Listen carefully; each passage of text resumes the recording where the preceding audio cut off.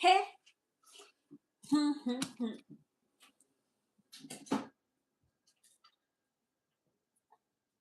Okay. So let's talk. Let's talk about how America is at its breaking point. Okay? Americans are starting to see the system. They are starting to see the system created by the devil. They're starting to see Woko America, home of the most hateful bird. Now with Kohen Wiley, there's no going back. Mm-mm. Mm? There's no going back. Hey, you can't. No.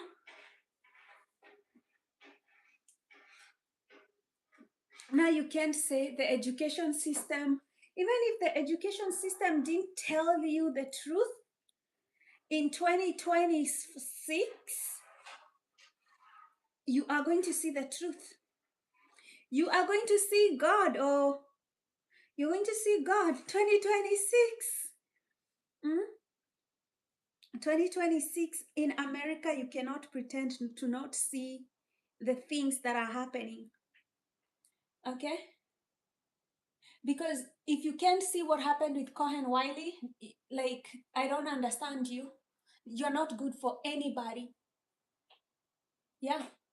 If you can't see what happened with Kohen Wiley, you know, you're not good for anyone. You should die. You know, America is going to hit its breaking point with racism. Okay? It is going to hit a breaking point. Believe you me. Believe you me. Huh? The clouds are the first sign of rain. Hi, Chris. Christopher.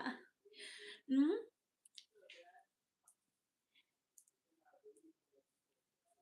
Yeah.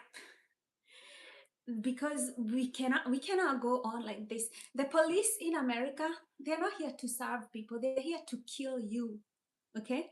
They're here to kill you if you don't fall in line with the brutal system that we have here. Okay? And you know why these police are not good for anybody? Is because the police will watch another fellow police officer kill a 1-year-old, and they're going to try to protect that police officer. Instead of protecting their name, their badge, and everybody, they're going to try to protect the police officer. This is why they're not good for anybody. All those police in other police in Mississippi, they're not good for anyone. Okay, they're not good for anything. Okay, they are a bunch of cowards, not good for anyone and anybody. They serve the system, and the system is owned by the devil. So they worship the devil. We've already known that. But America is about to find out. Okay? America is about to find out. And they've been serving the devil. Okay? All this time, they only care about their bellies. They only care about themselves. Okay? Like, you know what's frustrating? That woman paid. She paid for the diapers. Okay? And they still killed her baby. So I don't understand, like, white America, do you think black people, we can't afford diapers for our children? You don't think we work hard to provide diapers for our children? Right? And even if maybe, let's say, on the off chance that she did not even pay for the diapers, are you going to kill somebody over Walmart diapers? Over Walmart diapers? Like, seriously?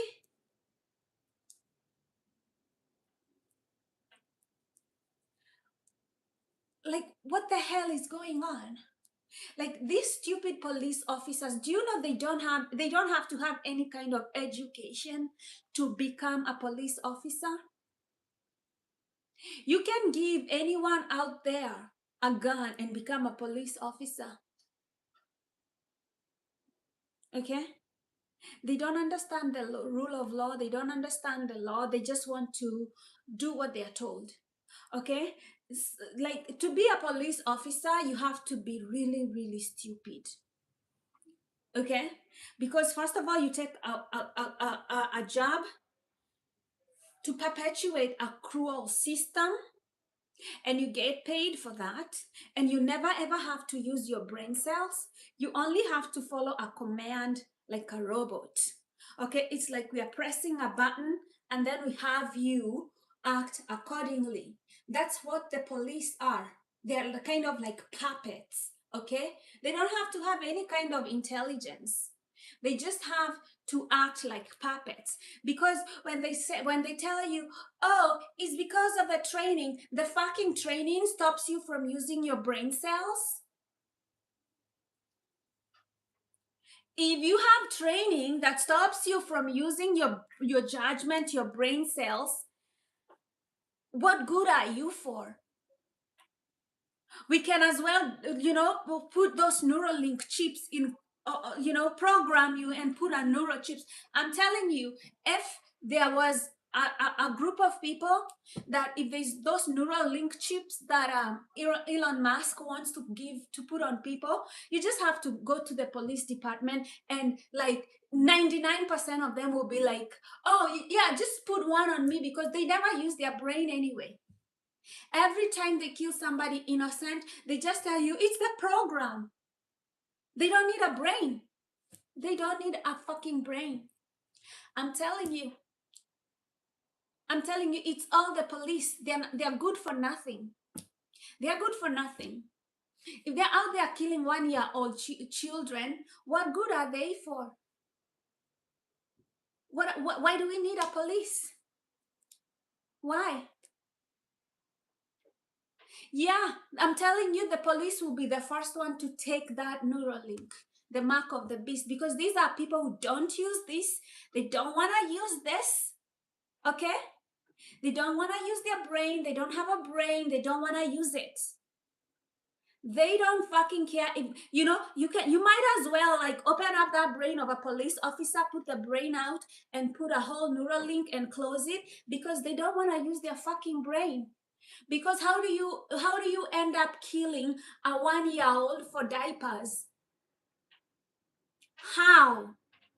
And you know why I'm so angry? This is a white police officer. Obviously, it has to be a fucking white police officer who does this shit.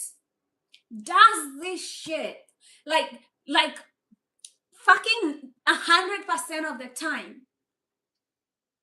I'm so fucking mad. It has to be a white fucking police officer who doesn't have a fucking brain, doesn't want to use a fucking brain, okay?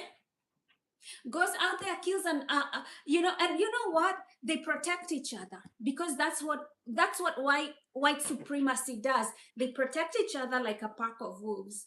They just suspended that man, and they're paying him, and he hasn't been charged for anything. The kid is dead. The kid is dead. Okay? The country is going to fall apart. Keep these shenanigans, and it's going to be very, very, very, very difficult for you to hold on to white supremacy systems. because it's not gonna fly. It's not gonna fly. It's not gonna fly. Keep these shenanigans of killing innocent people.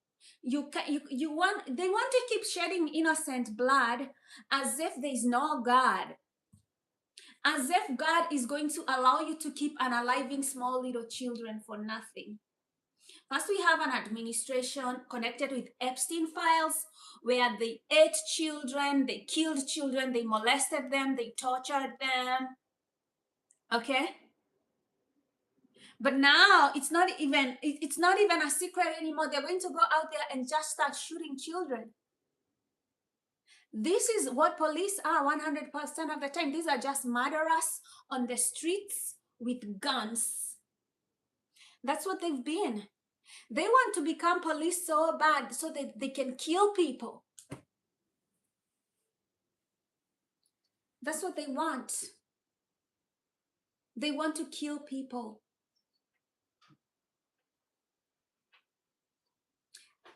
Let me tell you, if that blood of that child does not return to God like the blood of Abel and cry out to God, this country is going to be under judgment.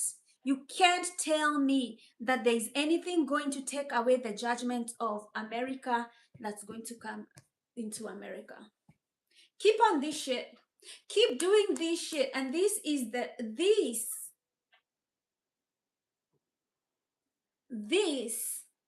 will be the hill that America dies on.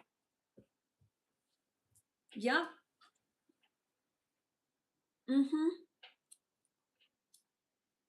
It will be the hill that America dies on. Because now they're protecting the police officer who just killed an innocent child.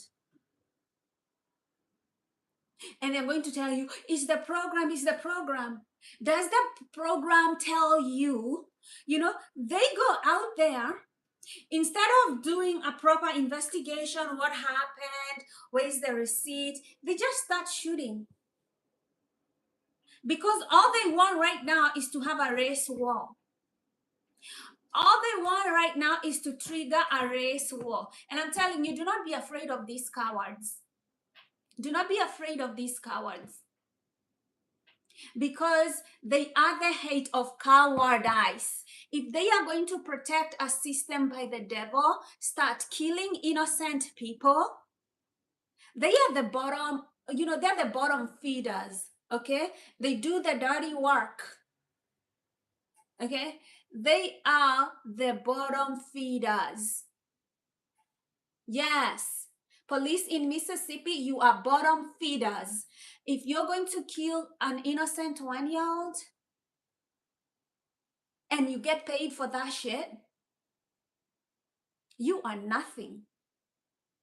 You are nothing. Bottom feeders, bottom of the bottom. You're not good for anything. You're good for nothing. Losers. Yes. This is what I'm telling the police. You're good for nothing, losers. And we do not need you. If the best you can do is kill a 1-year-old, if the fucking best you can do is kill a 1-year-old for fucking diapers that his mother already paid for, and then you start talking about how they were threatening you, a mother and her 1-year-old were threatening you, losers. I am so fucking mad. I am so fucking angry. I am so fucking frustrated by this fucking system that belongs to the devil.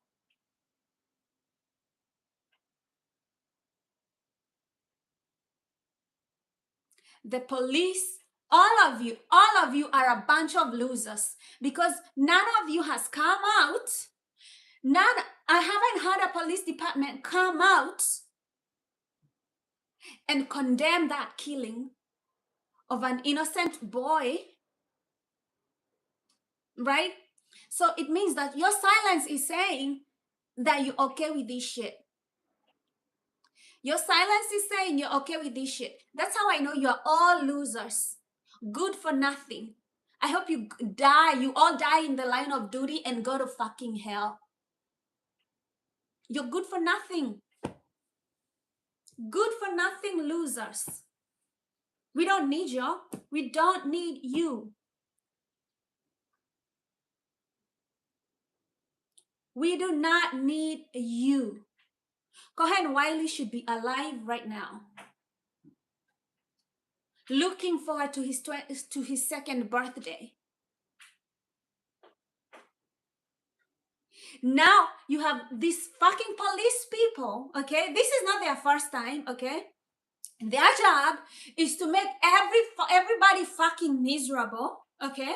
Including the ICE losers, okay? That nobody can walk in the street, do their business, be happy, go back home, be happy, feel safe, see their family, smile, go back into the hustle and grind. The system is fucking hard enough for families.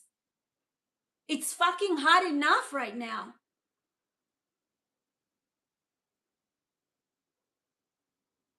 The system is so hard for families to have to go out there, buy gas, come back, buy rent. Rent is going up, food is going up. You know, that loser, Donald Trump, comes back to America and says, congratulations, we got a deal. No fucking deal. Okay, you start a war, America loses 200 billion, you sign an agreement, America is in a worse place than it started. What the fuck is going on? You're telling us congratulations, the police are out here on the streets killing people. What is going on, America? What the fuck is going on? What the fuck is going on? Hmm?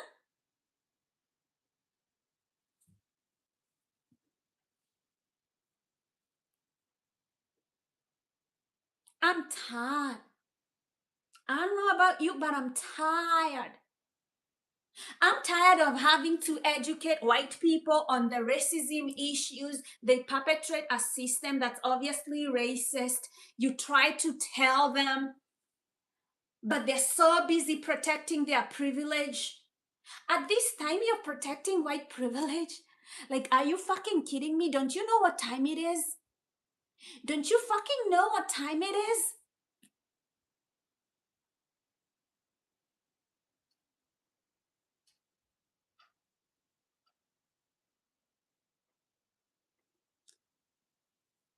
It had better. Protect your privilege. They're going to collapse this market very, very soon. Okay? They're going to plunge us into a war, then collapse the stock market. As you protect your white privileges through a racist system that's going to backfire in your face. You think they're going to you already 100% sure, you white racist, that these concentration camps that their ICE is building are going to work. They're not going to fucking work. They're not going to fucking work. Do you know who fucking ended racism? Oh, no, not racism, because racism is here. Do you know who fucking ended the system of slavery? Capitalism.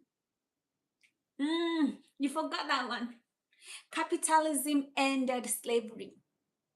Do you know why capitalism ended slavery?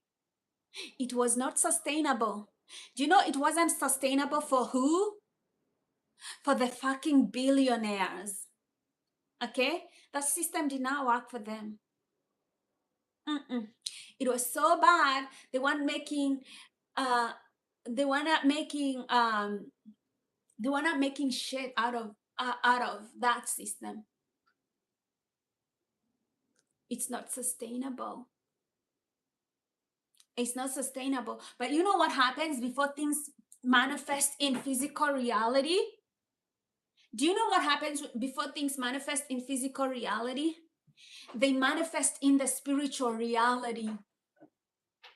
It means God was okay with that system of slavery going out.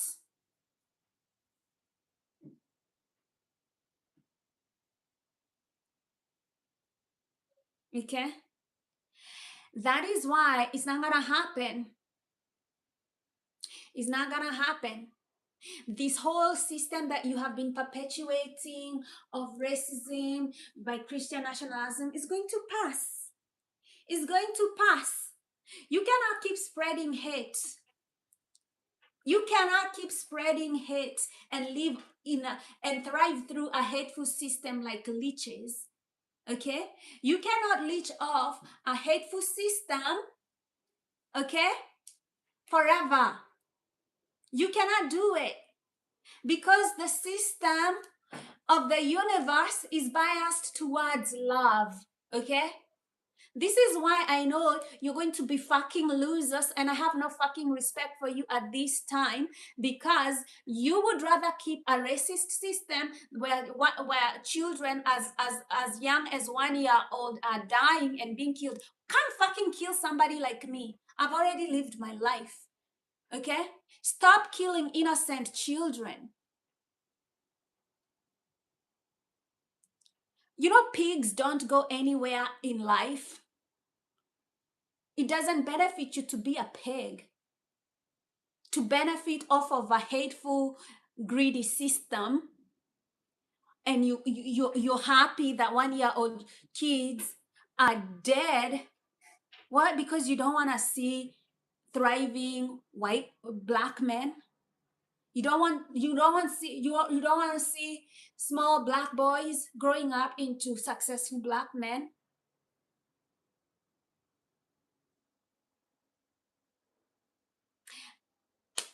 If this channel is not your taste, go to another channel. Can't you just scroll? Just scroll. Okay? And go support the system of the fucking devil. See where it takes you. Because we're tired. Mm? You want to be okay with a system that kills young black boys, young black children, kids as young as 1 year old, and you don't want anybody to fucking call you out? Not on this channel. I'll call you pigs. Okay? I'll call you pigs. Go fucking do what you want to do with that information.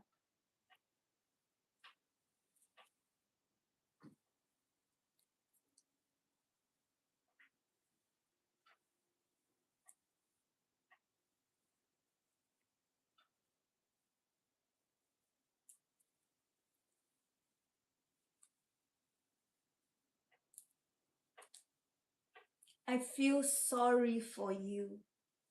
Very sorry for people like that. I feel sorry, you know, for these zombies in their sleep, chasing material things, preserving white supremacy, a racist, hateful system. Okay? So that you can eat a meal one day, so that you can pay your rent and pay a meal. Trust you me, by the time they're fucking done with you, you will not afford rent and you will not afford food. And maybe then you will move a little closer to your spiritual reality. Maybe you will see God then. You losers, pigs.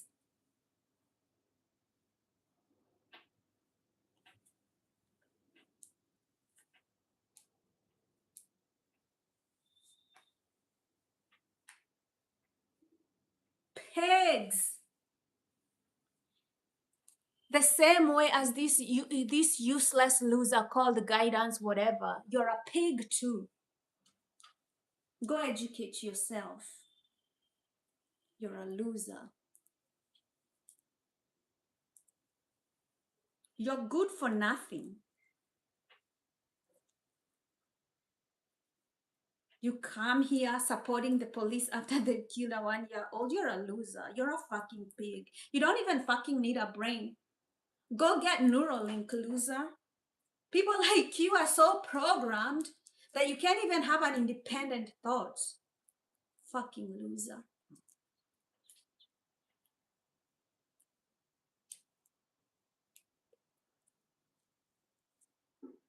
You're a fucking loser, okay? You're a fucking loser. People like you are so fucking traumatized, you can't even stand up for what is right because you are cowards.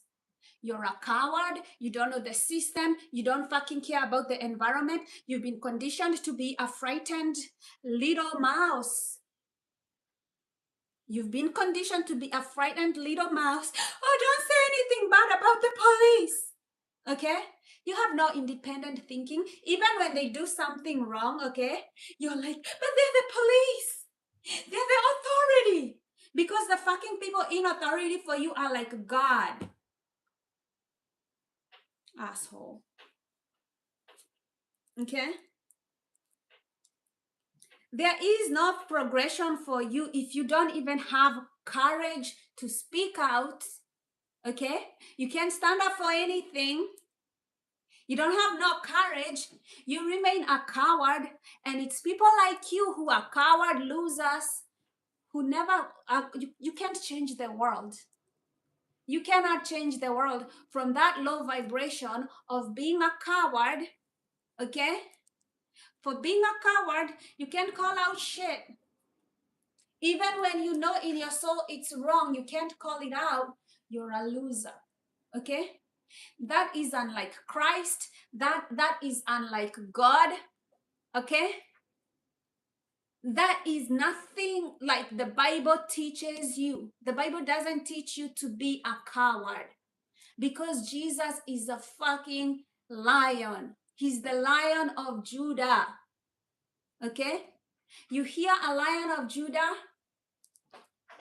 You hear a Lion of Judah? He's not a coward. If you want to heal, you have to stop being a coward. The Bible tells you more than 300 times to not be fucking afraid. Okay? Because that's the tactics that the enemy uses against you, that you can't even speak up for what is true. Because you're a fucking loser. Yeah, I'm here to enlighten you. This is post-traumatic bliss. Some of you, when something wrong has happened and you should, you know, you should speak about it. You would never, because you have been conditioned by the system to not fucking use your voice, to not fucking use your head, to not fucking think for yourself. They tell you how to think. They tell you how to jump. They tell you what to fucking do. And you're like, okay. Okay? And that's why they will go kill a 1-year-old and get away with it because of people like you who don't fucking speak up.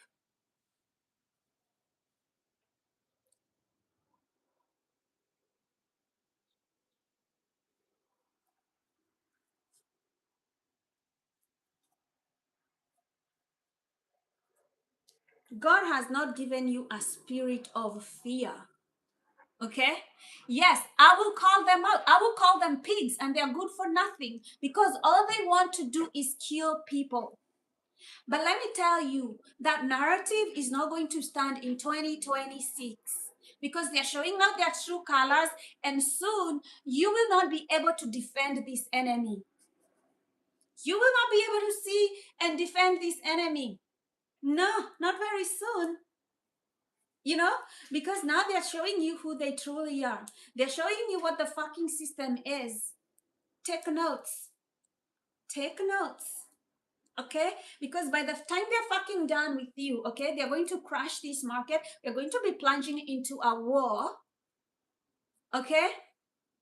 And then you will know that God is good. You will know that God is good because this is judgment. This is judgment. You turn the other cheek when you hear that they are killing a 1-year-old and you fucking think that that blood is not going to cry out to the Lord Almighty. It is going to cry out to God in heaven. It's going to cry out to God in heaven. You can't come here and tell us the system allowed you to kill a 1-year-old.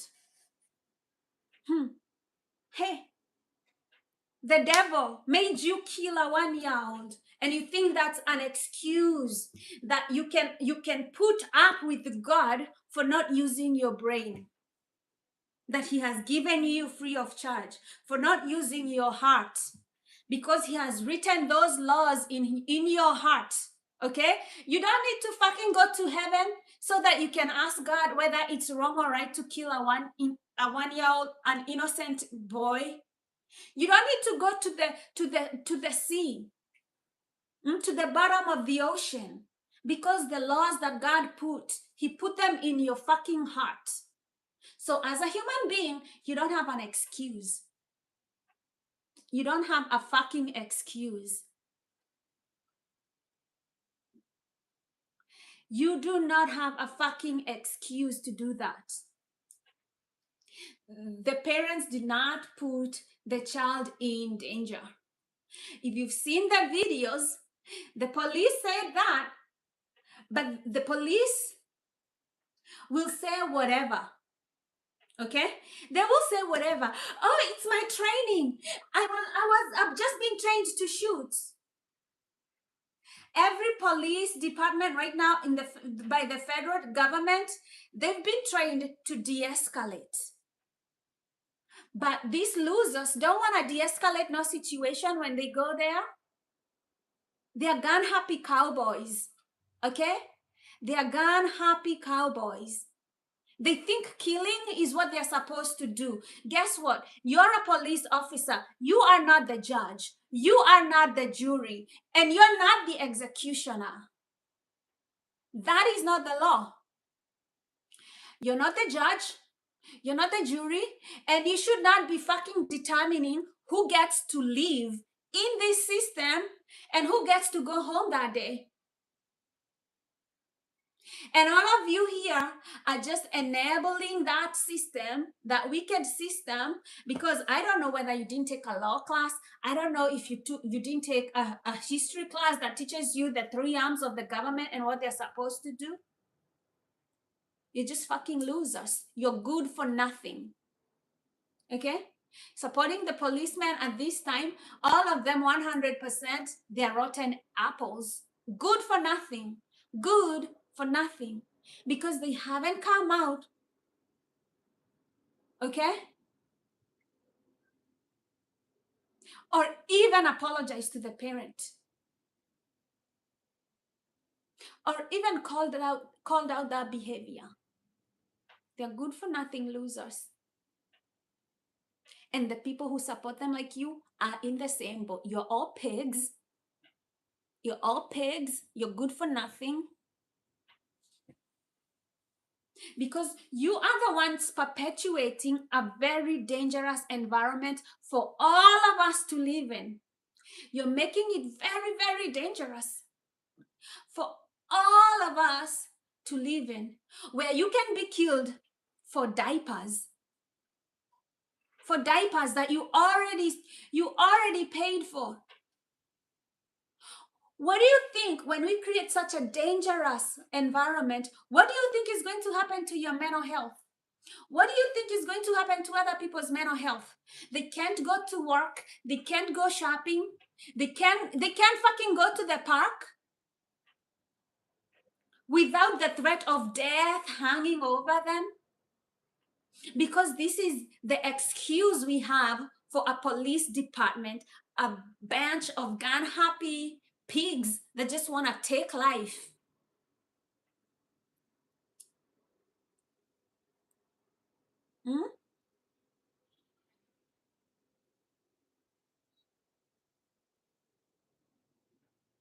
That woman paid. She wasn't stealing. She paid. Okay? You go, you shop. You're going home. You're done shopping. And then you get pew-pewed and your son dies.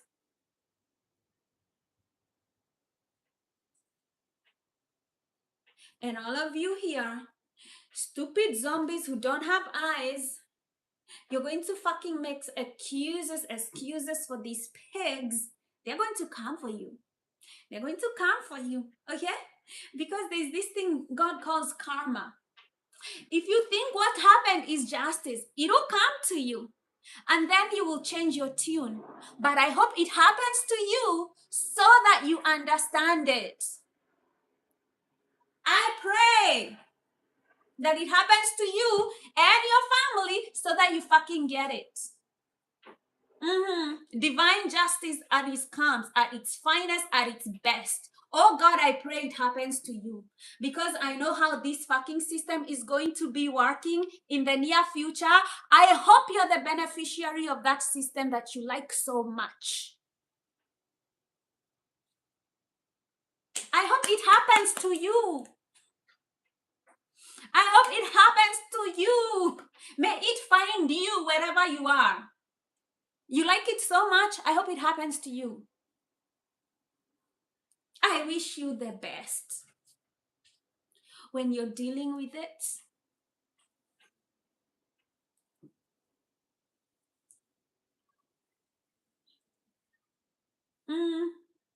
I hope it finds you.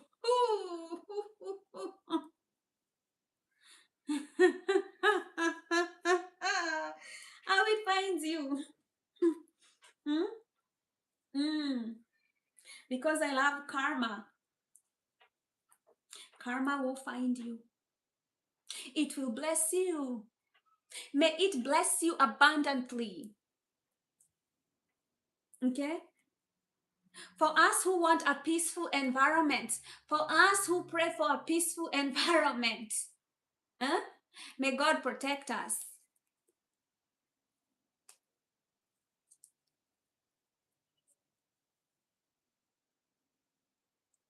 The government is a loser. This system is of the evil, okay? Is of the devil. I'm a Christian. I don't belong here. This is not my fucking home. It's not my fucking home, okay? It's not my fucking home. I don't belong in this planet. I don't belong here. I have a home. It's not here, okay? It's not here. You who care about your life so much, you want to keep it, it's going to be taken away from you. You who care so much about your material things, it's going to be taken away from you. Look at the time. Look at the time. Learn what time it is. Look at the time.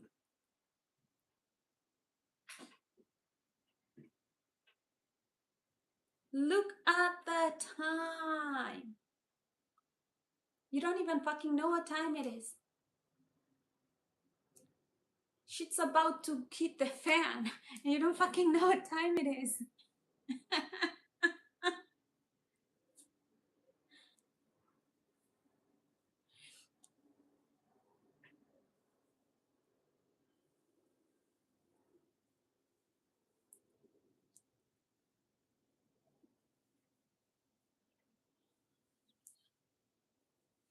It is coming up on 0 hour. Some of these people are still zombies. I don't fucking, there's nothing waking them up, okay? Some of these people here, there's nothing fucking gonna wake them up, I tell you. You know, when somebody like David Wilkins said that some people are programmed, it's like they've been hypnotized. There's no fucking way of waking them up. They've been hypnotized. Okay? There's no fucking waking them up. Because they don't know compassion, they don't know empathy, they don't know love. They don't know any kind of understanding of that. They have no understanding. These cops are losers. They're just gun-happy pigs. They just want to go out there and kill. Okay? Do you know that they said most of the people who have the fetish of controlling people and killing them and committing crimes, They figure out they can do it better when they are cops. Cops are out here doing drug trafficking, trafficking children, selling drugs, killing people. Okay? These people you call cops are dangerous people. Okay? They're out here committing crimes, selling drugs, trafficking people, prostitution, child pornography, all that shit. All that shit.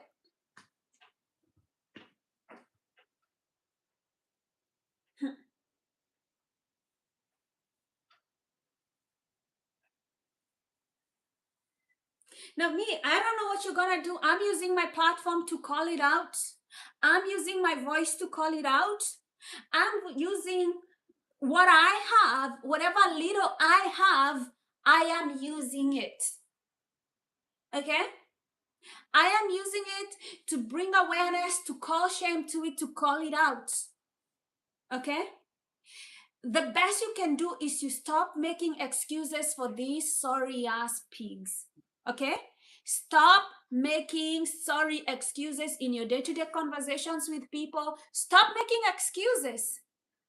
Stop making fucking excuses. Nobody deserves to die for fucking diapers. And if you don't think what I'm saying, if you don't think about it very hard, there's something wrong with your brain cells.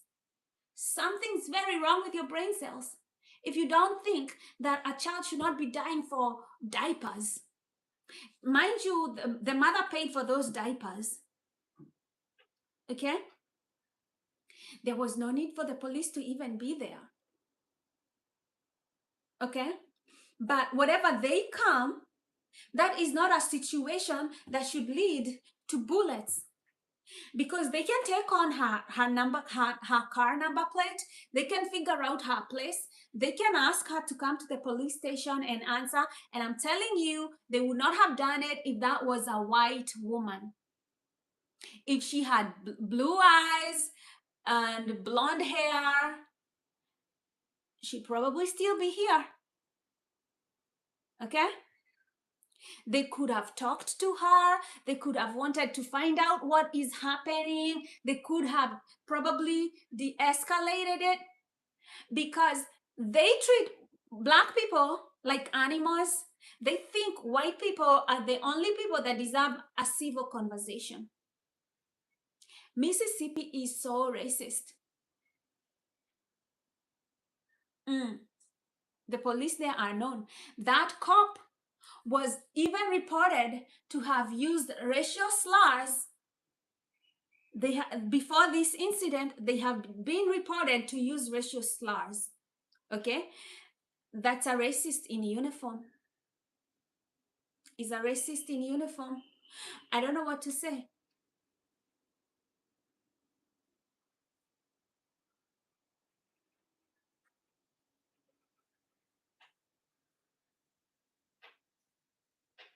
And these are the racists here called peckerhead.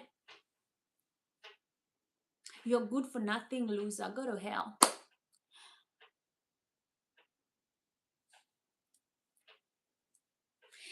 There are white people who hate this. And I'm telling you, I'm sorry if I generalize. There are white people that hate this and they've come out and spoken about this. Right? But I'm not going to say that this system is not perpetuated by white people, because this racist system is perpetuated by white people. Like this peckerhead. Okay?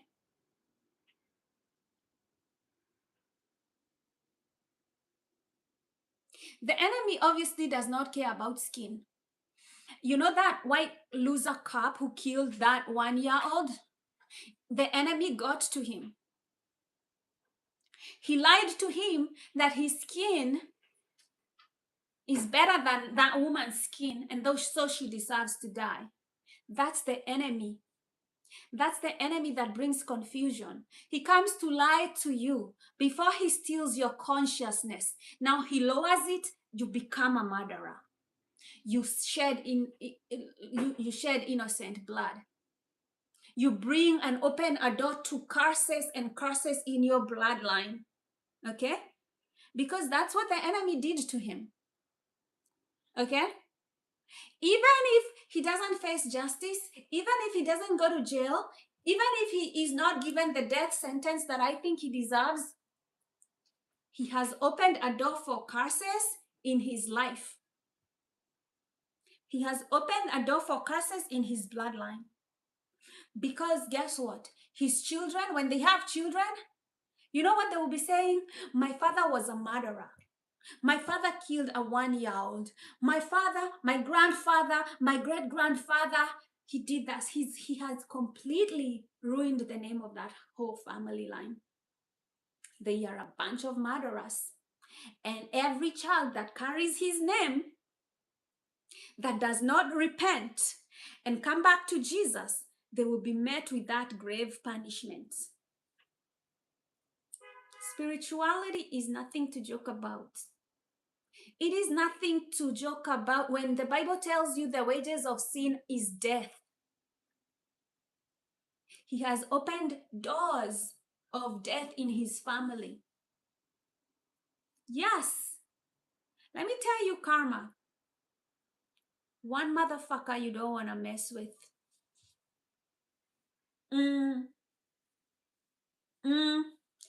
Has the best memory, never forgives, never forgets. You let the devil come into your life thinking that you're white and you're privileged and that nothing is going to happen to you, not in the spiritual realm. I'm telling you, the devil will lie to you. The devil will lie to you. Right now, he's disgraced.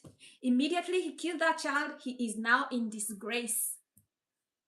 Disgraced person. Nobody wants to be associated with him. Even those loser cops that were with him there.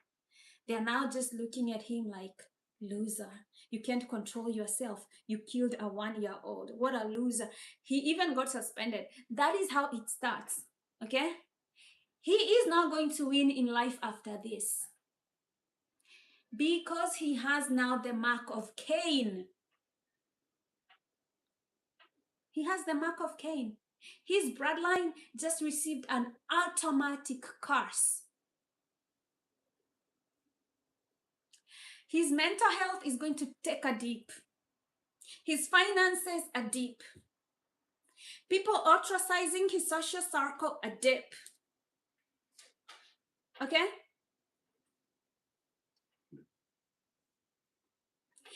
If he ever gets friends, it will be friends that are like him. Friends who are in that dark mindset. Friends who are going nowhere. The devil is a liar. The devil is a liar.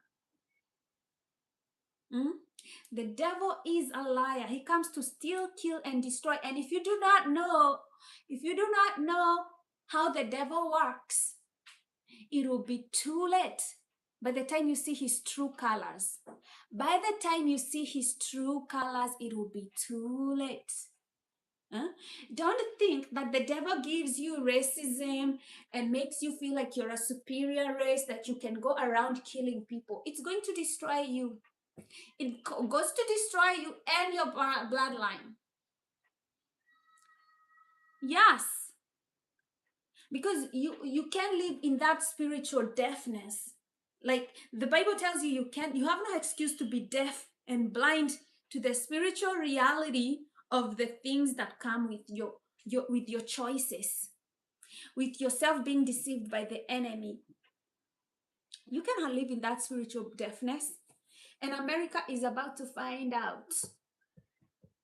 America is about to fucking find out.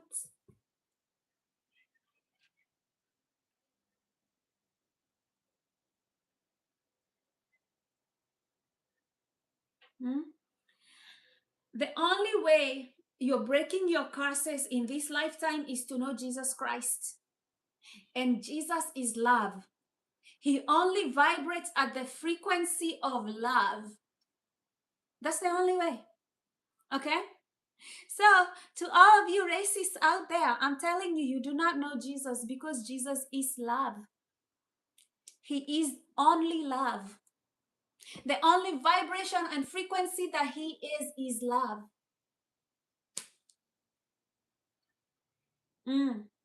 He searches the hearts of men. He searches the hearts of men. He doesn't see compassion. He doesn't see he doesn't see envy. He wants to see compassion, empathy, love, loving your neighbor as you love yourself. Would you want your child to be killed by a policeman because you are going out of from shopping, right? But if you think that is fair, okay, remember that King Solomon story? You think it's okay for a policeman to kill another man's child? Okay, you will get divine justice for that. You will get that parent had nothing to do irresponsible. She went to Walmart like any other parent to buy her diapers.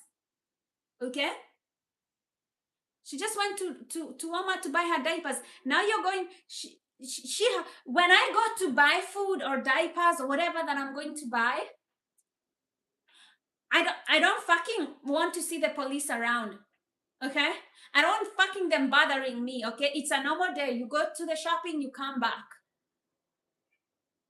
Right? The fact that you cannot see that, there's something fucking wrong with you.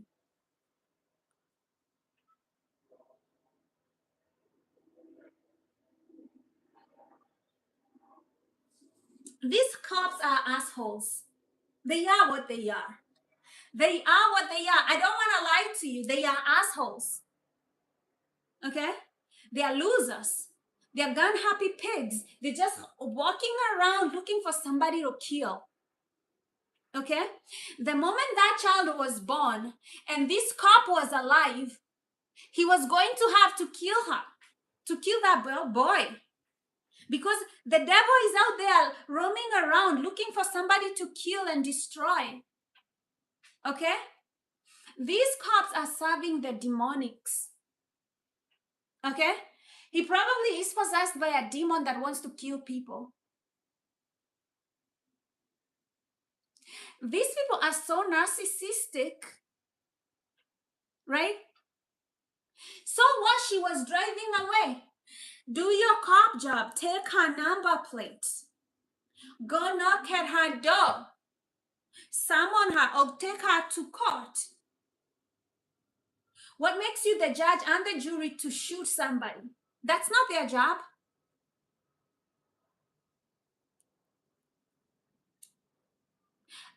That's not their job.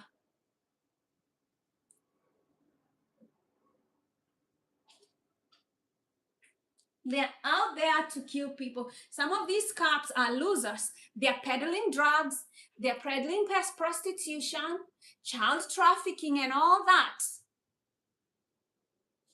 Raping women. But you refuse to see this. You refuse to speak justice. And justice will not be delivered to you. But God is fair. He'll deliver justice. He will give you the same measure. You measure justice to others, he will measure you in the same way. The same way you look the other way, you don't want to hear it, you don't want to care, he will give you the exact same. And I hope he gives you a double portion of how you measure it for Black people. I hope he gives you a double portion.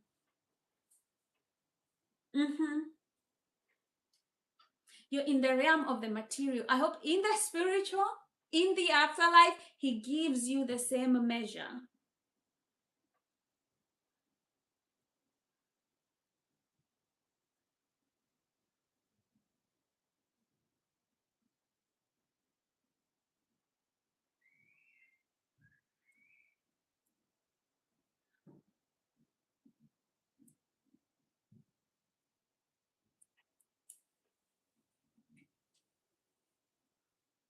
These racist white cops. It always has to be a white cop, a white man, a cop that's super racist. Always. These white pigs, they gotta do this.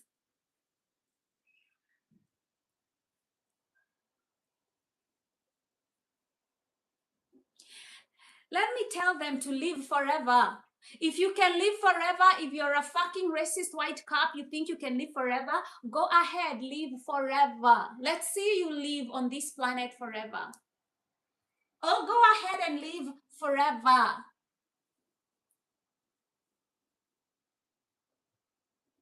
Eat all you can, okay? Live forever.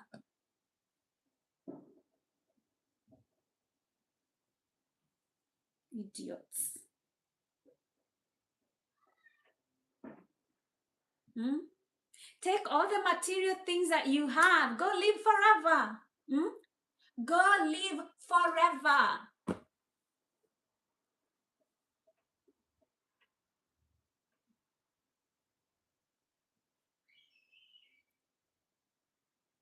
Hmm? Take the whole of America. Okay? Take it all. Live forever. Hmm. Take it all. Go live forever. Okay? Move it to Mars as you go and live there forever. Okay? Idiots.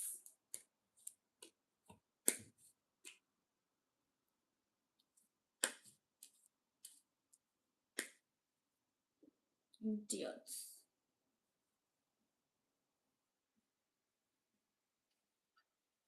You want to live forever to eat tacos? Fucking live forever, eat tacos. Is that why you're killing 1-year-old boys? Go fucking live forever and eat tacos. What else do you want to do? What else is there for you to do? Bunch of losers. You're such losers. They got no brain. Yeah. They want to live forever so they can smoke cigarettes and drink Coca-Cola. They're such a bunch of losers. I don't even know what to do with them. Huh? Yeah. Go live forever, Mississippi cops, so that you can drink Coca-Cola and Pepsi and eat fries and donuts. Stupid bastards. Most are drunks anyway.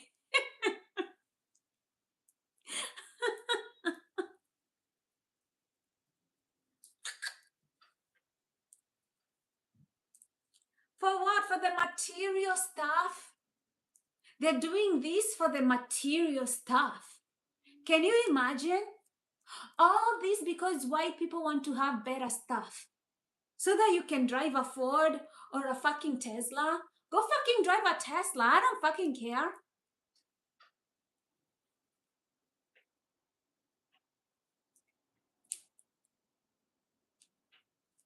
Go fucking take my job too. Oh my God. Go fucking take my job too. You guys like working jobs so much. Go fucking take the job too. Jeez. Ooh. Oh. So that you can live forever and pay taxes forever. Congratulations.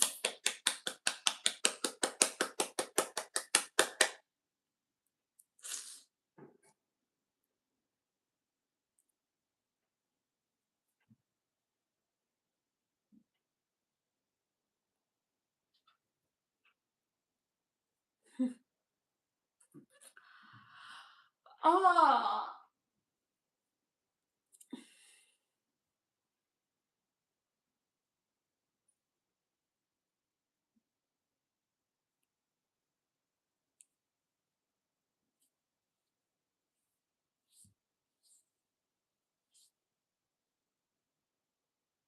Go live forever.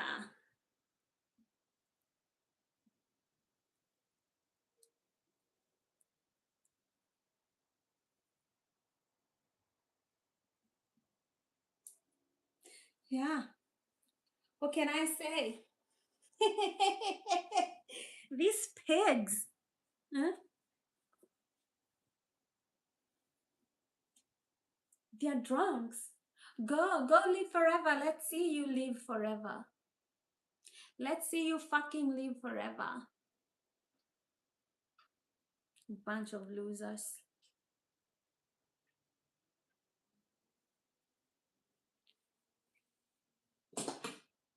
I'm done.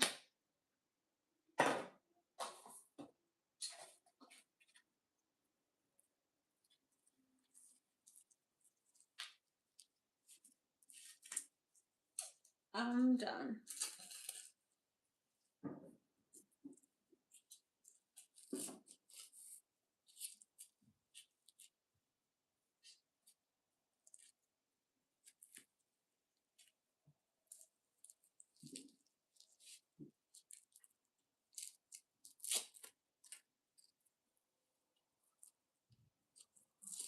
Some of you are such losers. You're wondering why I'm so mad? You're wondering why I'm so mad? Guess what? Kohen Wiley, the 1-year-old, could not talk. Nobody can be mad for him. Okay? He cannot speak for himself. He could not speak for himself. So you white cops, white men cops, you losers and racist losers who support this system, I'm telling you today, go fucking live forever.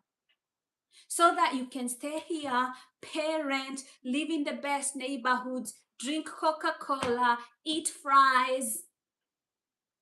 And what else do you fucking want? And have sex?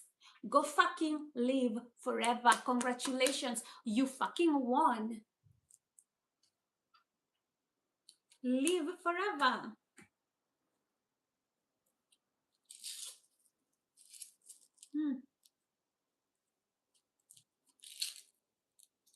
For what benefit is it for you to gain the world and lose your soul?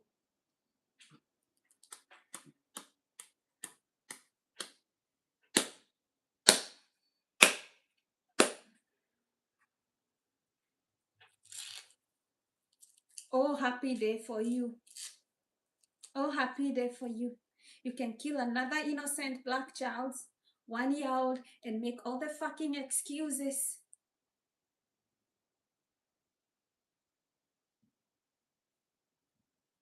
Go live forever. Go live forever. I'm sure you're sacrificing blood for your gods. But that blood is going to cry out to God. Let's see you live forever. Let's see you live forever.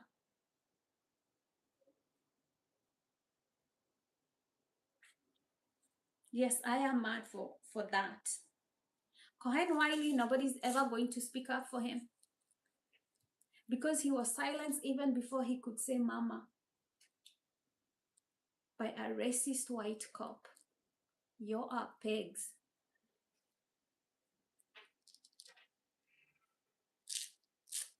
Go live forever.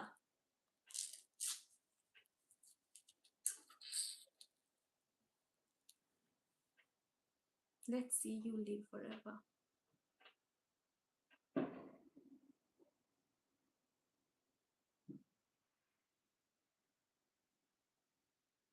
You want to live forever so that you can take cocaine, have sex, drink, eat fries, and your fucking donuts. Go do that.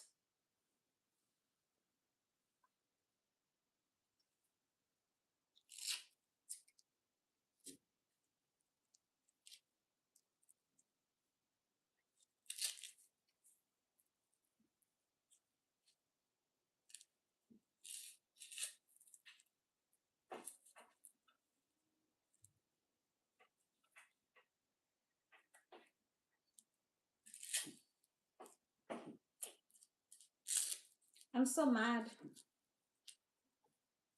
I'm not disappointed. They delivered because these are the kind of pigs that they are. I don't expect more from them. I don't expect love and compassion or nothing. This is exactly what I think they are. That's how they roll.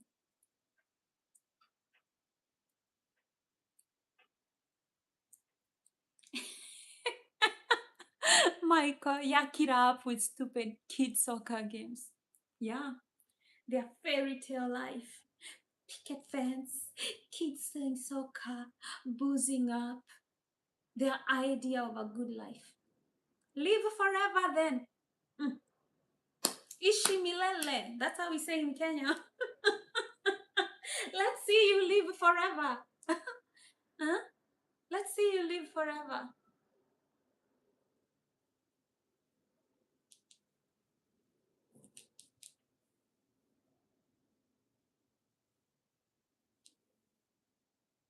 They're so foolish. They don't even know when they're opening up curses for their generations. They have no idea. These people are spiritually blind. They have no idea.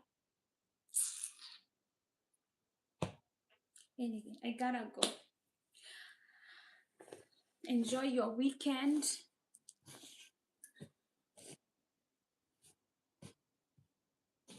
Please don't pray for America. Nothing is going to save America from judgment. Nothing. I want karma to come and deliver. Just come and deliver. This long-awaited punishment, I want it here. Thy will be done. And this time you tell God, you see all these injustices, you see all the pain and chaos that they are causing. Thy will be done. Please, please, please bring that will over here. Okay? Let your anger come and reign here. Do not even hold or repress your anger. God, do not repress your anger. Your anger is justified. So justified. Just reign on this nation. And don't spare nobody. Even me when I'm here, don't spare me. Just bring it on. Just bring it on.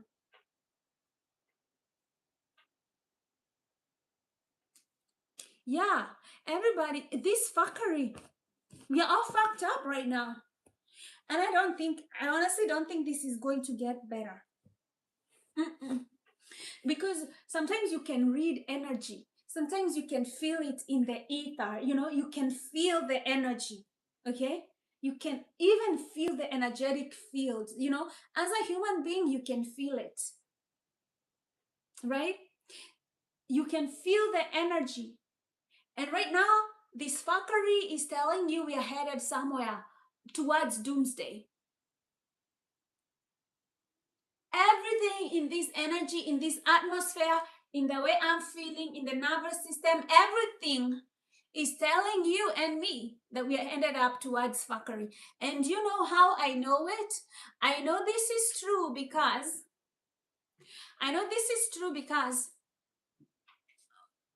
because our consciousness is determined by other fields around us. Our environment really determines how conscious we are, right? If you're drinking like if you're drinking like bad water, the air is not good and everything, you can feel like you are not very conscious, right?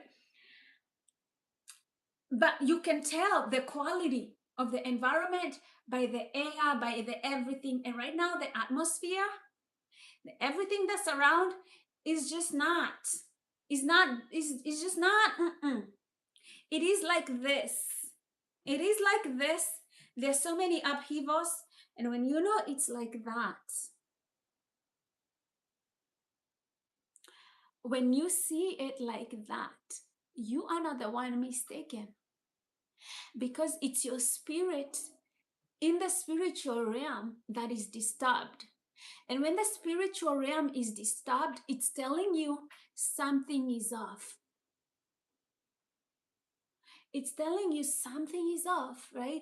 I mean, our environment is toxic. Just having a phone is toxic. Just having this motherfucking phone is the most toxic shit that you probably have. Your TV is probably the most toxic shit that you have in your home.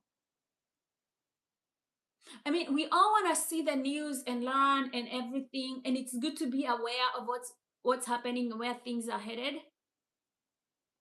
because you know you don't want to be on the brink of a World War III and have no fucking clue, right? Because if it was like, let's say, what, 1994, what happened in Mississippi with Kohen Wiley, we would not know. We would not know. So this system has always been here, okay? But you don't experience it in real time. So you're kind of insulated from it. But because of the times that we are in, you know, we are not insulated from shit. I know what's happening in Ukraine and Russia, and I know it's not fucking good. I know what's happening in the Strait of Hormuz, right? And I know that fucking deal's probably not gonna last. It's a bad deal and it's not gonna last. You know, you kind of know these things are happening. You can almost see in real time us going into a third world war. You can see it. You can see what the Jews are doing to the Palestinians. Right now, it's a genocide, right? Another, you know, the other person said, if you can see what's happening right now in Palestine, okay? If you see what's happening in Palestine and you read the history of World War II and what Hitler did,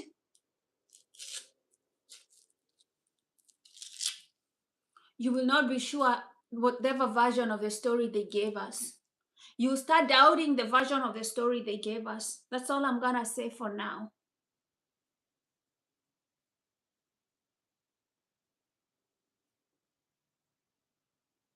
Very concerning. Very concerning. That's why I say, like, go read about all the theories that they're giving you and find out for yourself. Find out for yourself. Because now we are on the edge of the internet. Me, for one thing, and I don't know, because I mean, probably because of where I come from, I'm used to questioning things. I just don't let people tell me what to believe. You know, you can say whatever you believe, but I'm not gonna believe it.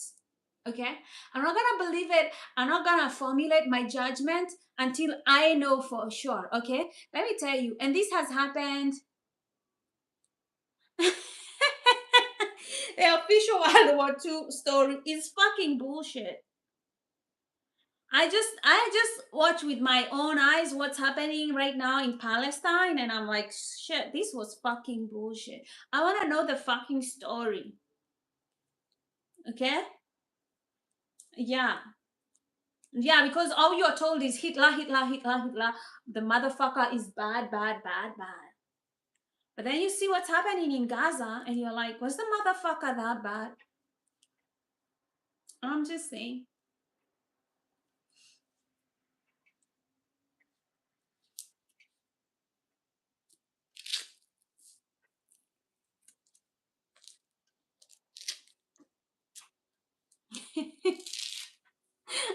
This fuckery. You know, sometimes you just gotta vent it out of your system. I mean, we don't have, you know, what I'm not going to take is people coming here with bullshit and expecting that we believe that bullshit. I'm making clear to you that that fuckery is not gonna pass with me. It's not gonna pass with me. Okay? I'm gonna keep it 100. I'm not gonna allow this fuckery on anybody to fuck with me. Okay? Nah. Oh my gosh. Look at that. Man, my hair is receding for real. Damn. I need bangs. No, that shit's not gonna pass with me. You know, when it comes to the fact that they can kill people and then pretend that this is okay, that we should be fucking okay with it, fuck no. Fuck no. Now I'm not gonna hold myself back. If you're a racist man, you're a racist cop, white cop, you're a fucking pig, okay? If you're okay with kids being killed like that, you're good for nothing. You're good for nothing. Why we excusing them to keep doing this shit and not calling them out? This shit's gonna stop. But I know they're not gonna stop. But I'm going to make it clear where I stand on this issue. So if you invite me for coffee, you wanna have a conversation with me, don't bring me that shit. I'm not gonna fuck with that. No.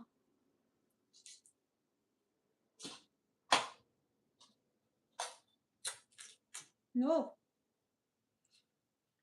I am one of the people who have zero tolerance.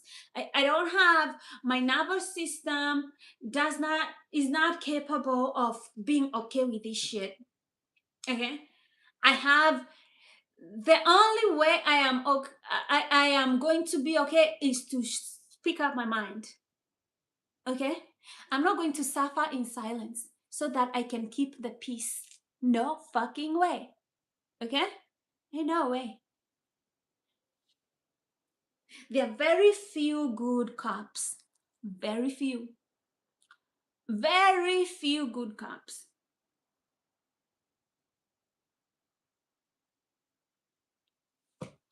Maybe somebody like Malcolm Gladwell might disagree with me. You know, he might say that, 20% of the bad cops do 80% of the crimes.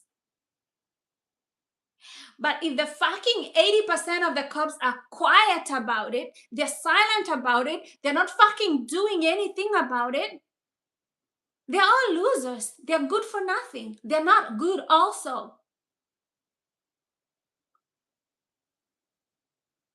They think they are God. These fucking losers. And they're the most empty-headed idiots that you will ever meet. Because all they know is to use force and brutality. This is why the Bible tells you, do not be afraid of these losers. Okay? Because you have to transcend your fear for your life so that you can be able to defeat this kind of enemy.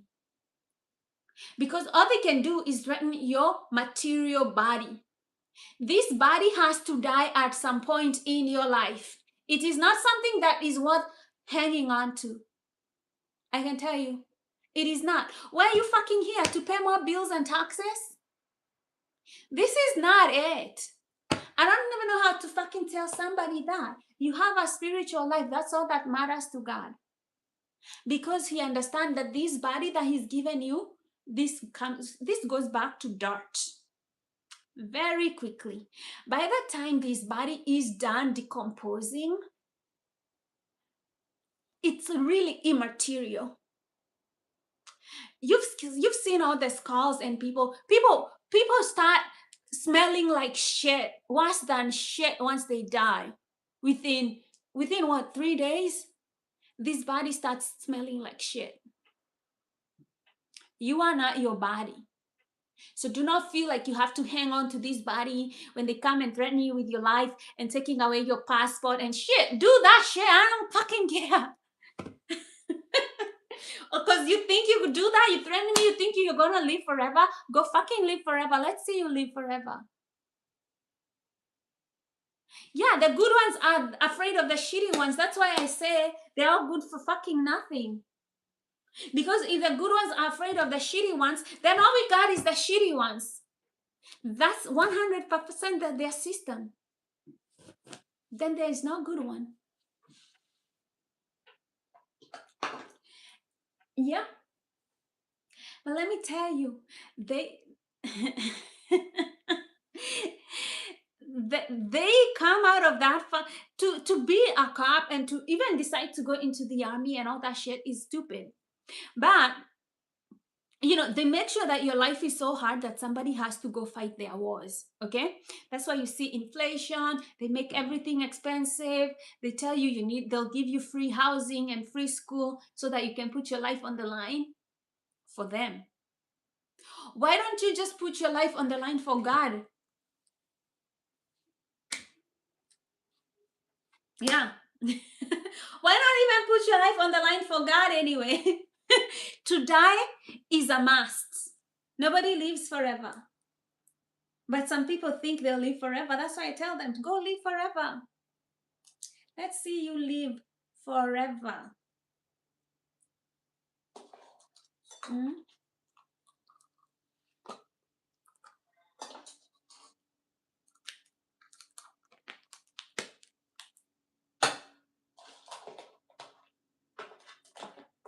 They're arrogant and they're just as arrogant as they're stupid.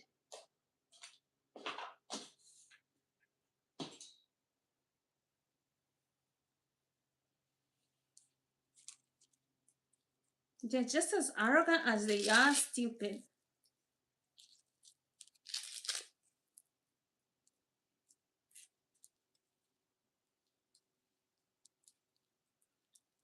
They perpetuate an oppressive system. That's their job.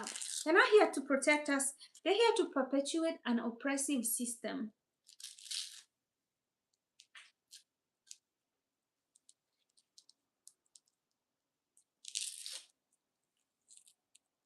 You want to this and all these Americans who want to live in a policed state. You want to live in a police state. All I can do is wish you for the life you want. Okay? Just the same way you voted for Trump, and now we're in this fucked up economy. If you want to live in a police state where the cops can snatch people off the street, I wish you that life. I wish it to you. You want it? Please have it. And I hope God delivers to you exactly what you wanted.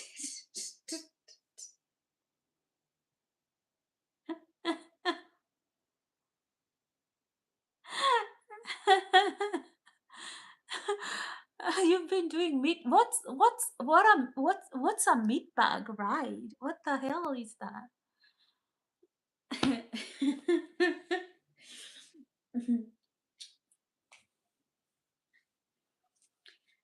It's 2026, man.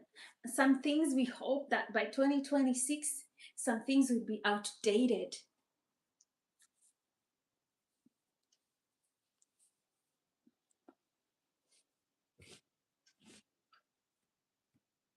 Let me tell you, the only person who restores anybody is Jesus. The only person who can give you what the enemy lost, make you lose, is Jesus. Okay? So when my enemies are playing in the wrong camp, let me laugh for them. Let me laugh at them. Okay?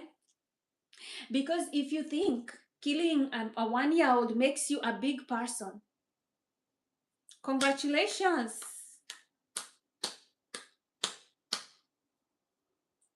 Do with that what you will.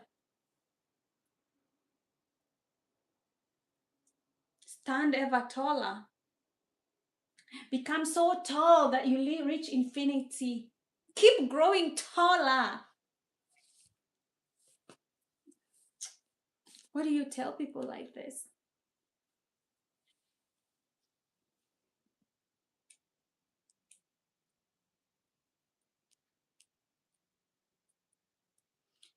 Fucking baby eaters.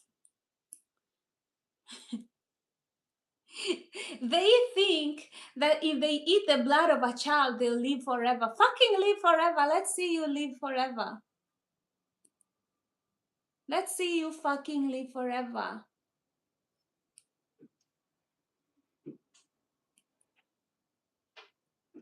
God has known the days of man. Okay? Let me see you live up to 120 days. Let me give you 120 days max. Because that's what the Bible says, the days of man, he has numbered them. Like this. So fucking live forever. Buy your picket fence, go to the fucking soccer game that your child will never be good at. Waste more money to the system. Buying crap from Amazon. Live forever. Idiots.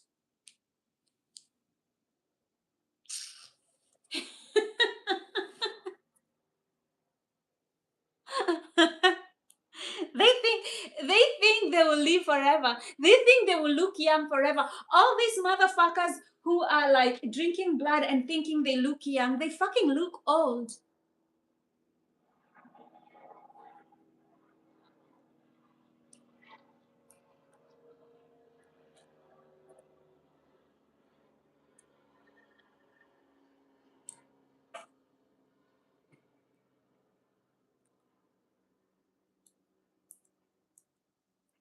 I know. I know. I think God I think God took away like some of these Hollywood actors. I think God made them that way for a reason, so that he can spite them in their vanity when they start seeing wrinkles and they can't turn the clock back. I think he look at people like Chris Jenner. They even do a facelift and then it cracks over and over again. And I'm thinking to God, wow, you're gonna waste your money for vanity and it's not gonna work. You know, they end up looking like clowns. They end up looking like clowns worse than they started before. It's like you spend all this money to look worse. I think it's God spiting them. I think it's God reminding them, like, hey, I am the beginning and the end. And there's nothing you can fucking do about it.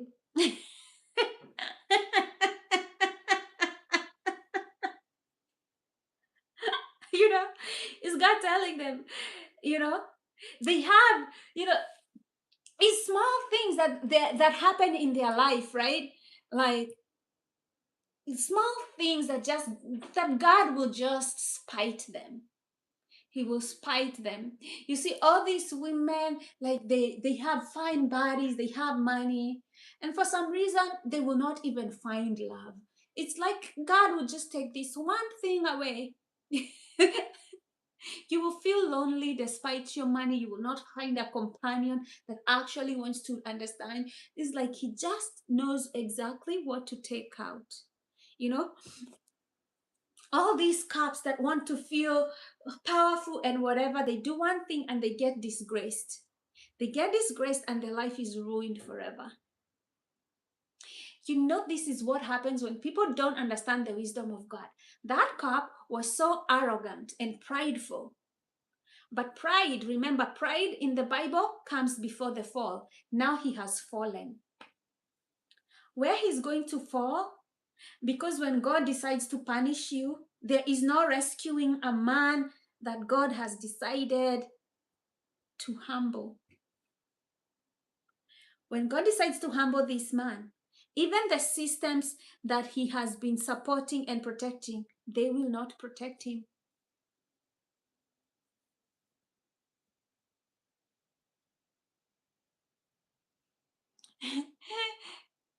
Their cruelty, magic, and cheating is losing potency as the Father is disarming the belligerent fools. Amen. Pride is a blasphemy and rebellion. These people will be humbled. 2026, God, I hope you humble all these wicked losers because we are tired. We are tired. Everything is expensive. People can't find jobs. They're killing families. These people are practicing witchcraft and magic. They cannot brainwash me. They're not going to brainwash me. I have the Bible. I have the Bible. I'm not going to stand and call evil good. I am not going to be confused by a racist system and call evil good. Not me.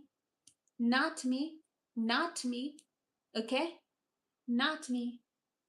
You have killed an innocent 1-year-old. I'm not going to stand here and call evil good.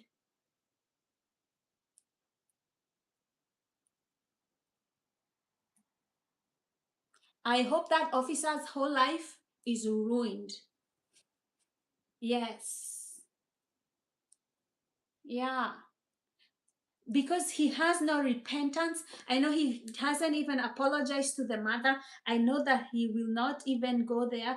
And as long as he holds on to not even going to apologize and everything, I hope that God deals with him and gives him double his portion. Double. Double. Yeah, that's what I want. I want God to deal with him double. I want God to curse his whole bloodline. Double, double, double, double. Until they know who God is. Until they kneel down and understand that God is love. And to be an enemy of love is to be an enemy of God. Yes. Until they understand that you cannot serve a devilish system in the name of racism and white supremacy, and you think that God is blind. I hope God deals with them accordingly. And the measure that they measure with others, I hope they give them double. Double, double, double, double, double, double.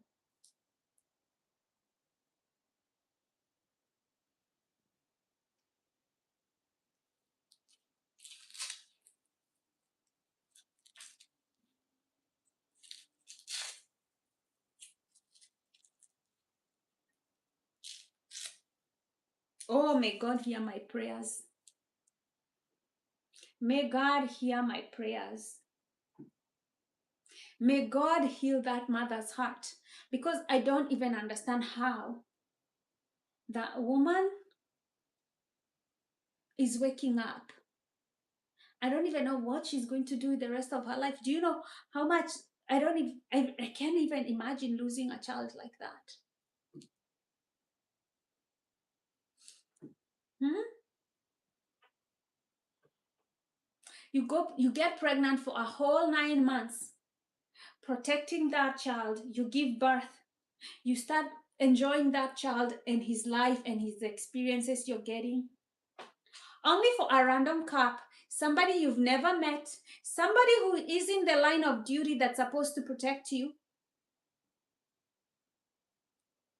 to be led by racism and kill you.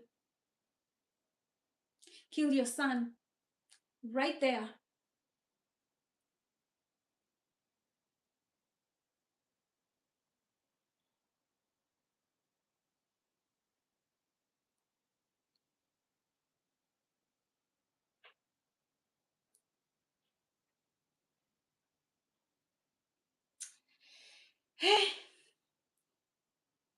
You can only pray that God heals. Some of these things, this kind of healing can only come from God. That kind of healing, I'm telling you, can only come from God. And grief,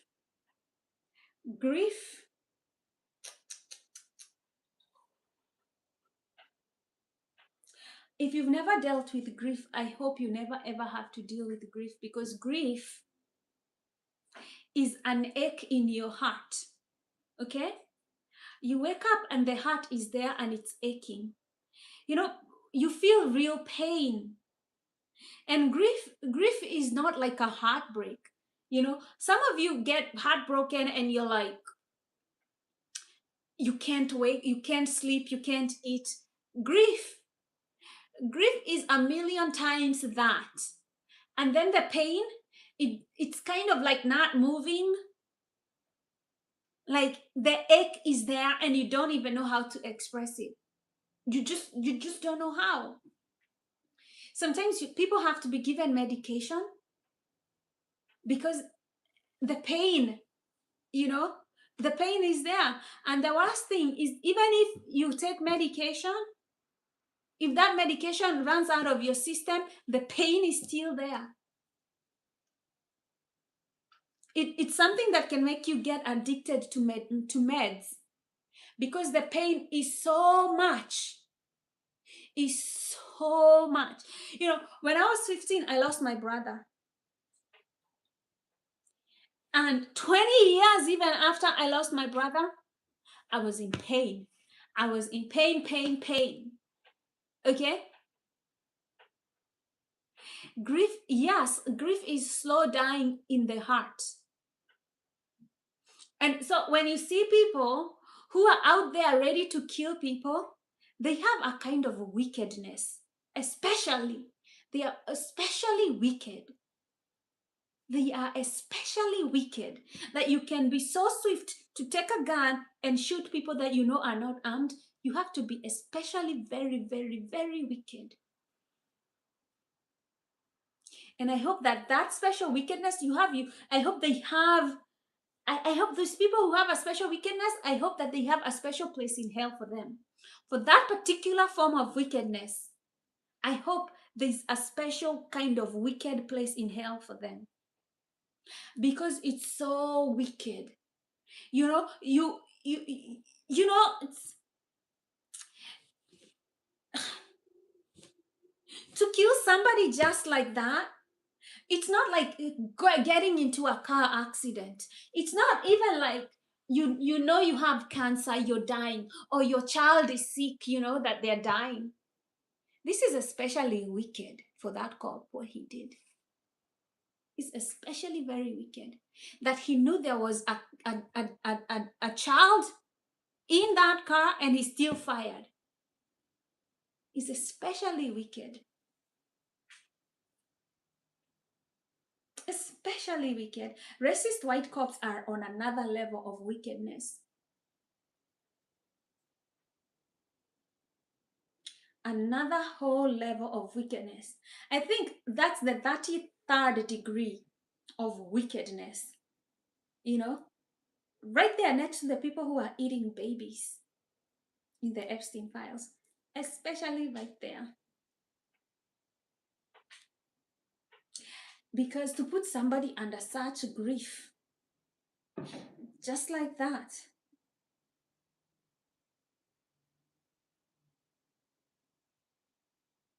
white people, you won. Live forever. Live especially forever.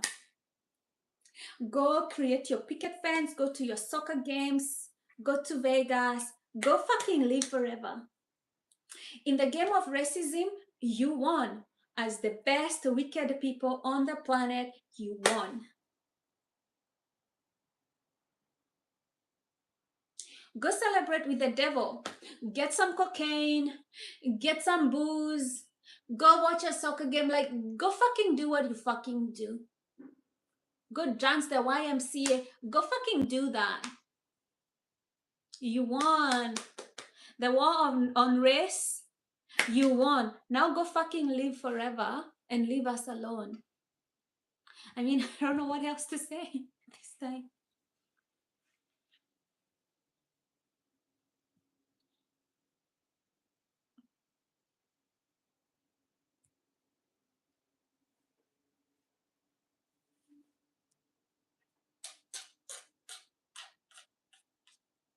Let's see you live forever.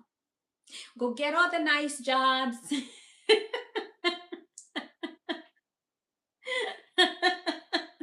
get all the nice jobs and live forever. Mm.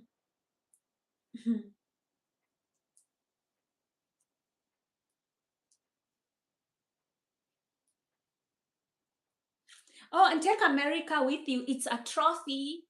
You won this trophy. You treat America and everybody here like a trophy. Go fucking take it with you and have Elon Musk with you and probably take it to Mars. You know, Jupiter is a bigger planet. Take it all. Live forever.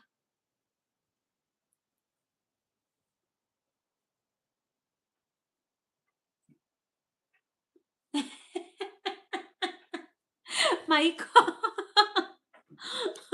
Michael, you know the kind of white people I'm talking about. If you're white, you exactly know exactly what I'm talking about. Mm? You should know better than me. Mm? You should know better than me. There is no need to educate you. You should be educating me on this madness. You should be the one educating me.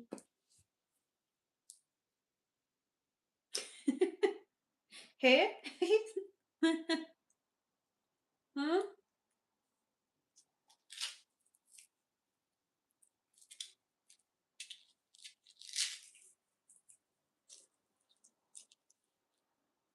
All these representative of white that you have, I haven't seen white people who have representatives that separate themselves from this madness. So until white people have a representative that separates them from all this madness, the way you see, so when we say white, you better separate yourself from that equation, because at this time most white people are very silent on racism in America. And when you're silent with it, you say you're okay with it. You say you're okay with it. And you let MAGA, the stupidest version of white people, to say what's going on. And they become your representatives. Because MAGA is starting to become the representation of white majority. Because they're the loudest. What are we supposed to think? That you're all fucking different when the loudest of you are the fucking most stupid people on the planet? I don't.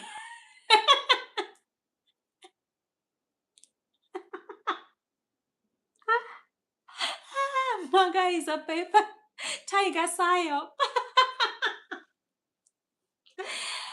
Ah.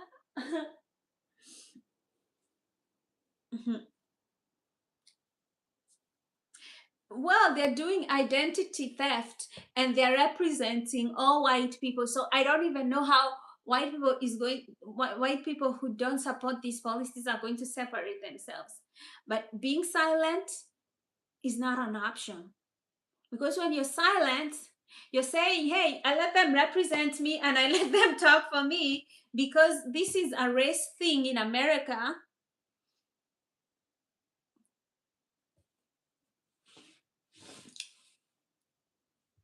Even though I have to really, really, really, really, really, really be careful about how I say it. You know why? Because white people have fought alongside black people here in America more than any other group of people in America. Okay? So let me not be dumb. I understand your point, Michael. I understand your point. Yes. White people and black people have fought together. I believe 100%. I believe Republicans and Democrats, they are all both sides of one hateful bird. Okay, the left and the right wing, they're all. It's a hateful bird. Okay, it's the same. It's the same devil. Okay, it's a very same devil. Okay, the only way we are going to get out of this madness is Christ. Is really like, and I'm not saying this in the way that like MAGA says it, right? Is really, really Christ brings up the energy of this planet higher, okay? To more courage, more peace, more love. Unless we have that Christ consciousness feel us, I don't think we are going anywhere. As a human race, I think we are headed towards doomsday. With this level of energetic systems that we have on this planet right now, we are not headed anywhere good. We are headed towards destruction 100%, because energy is everything. And when you know energy, you know it's everything. And right now, the energy that's being fueled is hate and division. And what that does not give birth to anything good. It does not give birth to anything good. It brings war, strife, instability, mental health issues. We're just spiraling towards that. We are just, right? Because energy cannot lie to you. Energy does not lie. Energy is so transparent that like you don't need to be told where this is headed. You don't. Like, just for me, when we start threatening Canada, Greenland, Iran, whatever, it's just like, what do you think the rest of the world is doing? The rest of the world, they are going to start forming allies, because everyone is like, if this happens and this happens and this happens, they start creating, they start aligning, forming like, are you my friend or are you with these guys? Are you here or here? Are you here? So all these fights and division, right? They're going to give birth to whatever they're supposed to give birth to. Yeah, energy cannot lie. It's impossible. It's impossible for energy to lie. If you see so much tension, something's about to break, right? You can't stay in tension forever. That energy's gotta go somewhere.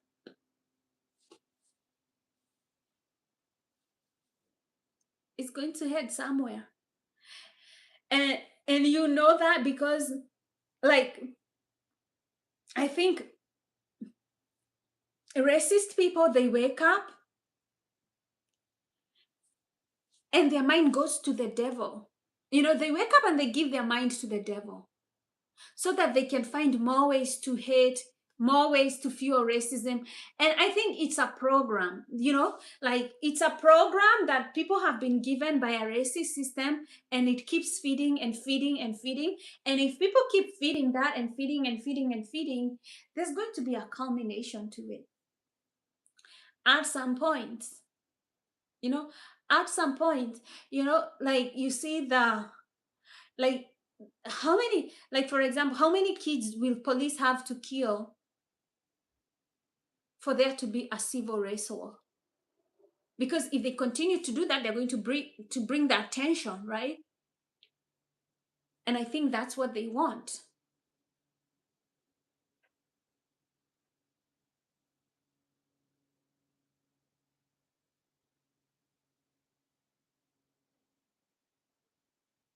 Yes, exactly. So many people are just empty seaters. It's just, well, we are in that time, and we can see it. Like, we can see it, we can see it, we can see it, we can see it. And, you know huh, at some point, you just,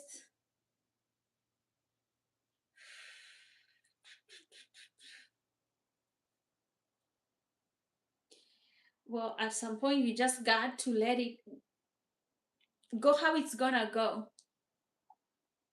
It has to go however it's gonna go. I am not afraid whatever happens, because for me, I don't care about life that much. I know this flesh and blood is not my consciousness. I am not my blood. I am not my legs. I am not my heart. I am not my brain. I am not my eyes. I am not my nose. I am not my hair. You know, like, I know all that. Like, I know all that. I know my consciousness is outside my body. I know my body is just a vehicle, right? And I know there is no way I come out of this planet alive. Some people are believing they will live forever. There's no coming out of this place alive. The only person who came out of this place alive is Elijah and Christ. The rest of us, we have to die to live again. We gotta do the same way Christ did it. We die and live again. Elijah just was whisked into the sky by God. That's Elijah.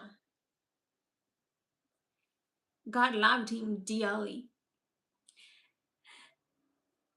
But this body, I'm not attached to it. I will feed it. I will take care of it. It's a vehicle. I need to take care of it. It has its own vulnerabilities. And I will take care of it.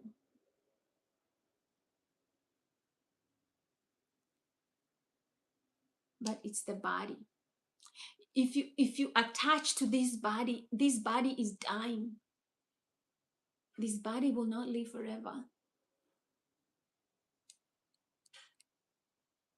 It doesn't live forever.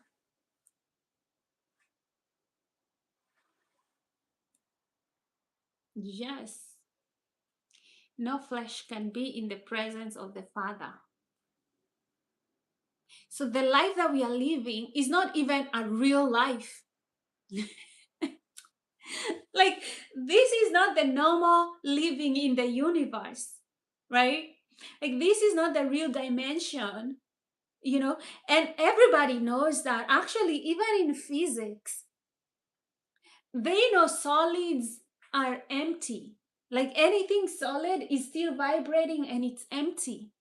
But we tend to think that this matter is like real because we live in an illusion.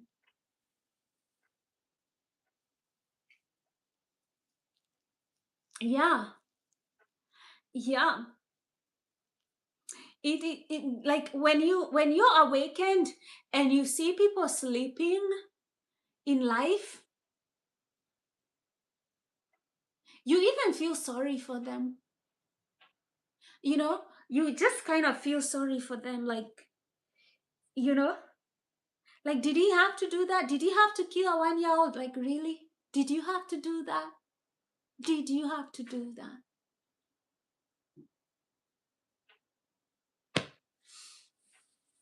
Right? It's like, it's so senseless. It's so needless. Okay? Like, even everybody who with half a brain was like, so what? She stole some diapers. Don't you got something else to do in your day? Like, okay? Don't you have anything else to do with your day? Like, go grab coffee. You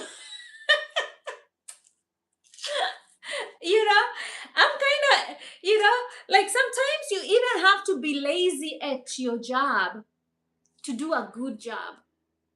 Sometimes you put up too much energy, it's negative energy.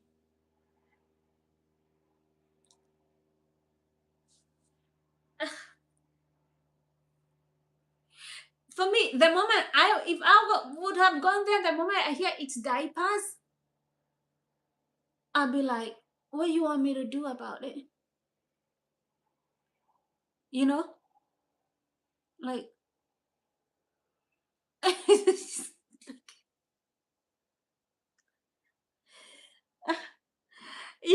like, fucking, did anybody die? You know, like, where I come from, people won't beat you up for stealing food. They will let you eat, and then they'll give you some job to pay for the food. But I'm telling you, Africa is on a higher consciousness. Like, people will give you food. Okay? People will give you food. I know she bought those diapers because if she really didn't have money, she could have gone to church too, and somebody would have given her diapers. Okay? If she didn't have diapers, she would have called any of her friends and they would have bought her diapers. The fucking diapers.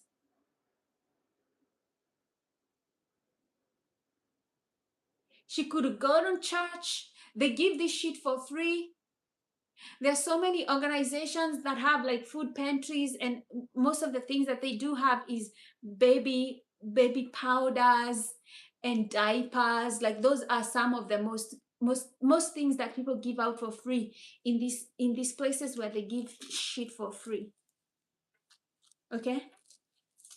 If she just said on the internet that she needed diapers, trust me, people would have given her diapers for free. I know she bought those diapers because no fucking way you're going to Walmart with your baby so that you can steal diapers with your baby there. Okay? No fucking way you're doing that. Especially black women. They don't play like that. Okay? If she was going to commit a crime, she wasn't going to take her baby with her. That baby would have been in a daycare somewhere out, nowhere close. But that woman doesn't even look like a thief. She was driving a car. To drive there, you at least need, these days, to drive a car, okay, to drive a car to anywhere, you need at least $30 to fill in your tank.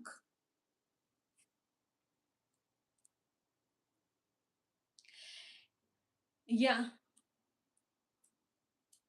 But when you condition people that black people cannot afford shit,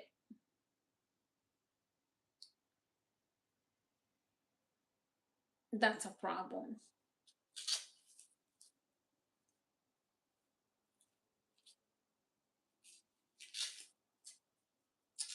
Anyway, let me go back and make my bed so that I can sleep. There is help out there, but most of it is a poor quality and strings attached. Like, you know, like in my church we have a drive-through, right? We have a drive-through on Thursdays. If you want food, you can go grab food there. If you want like things like, you know, bathing items and stuff like that, you can go grab there, right? And that's church.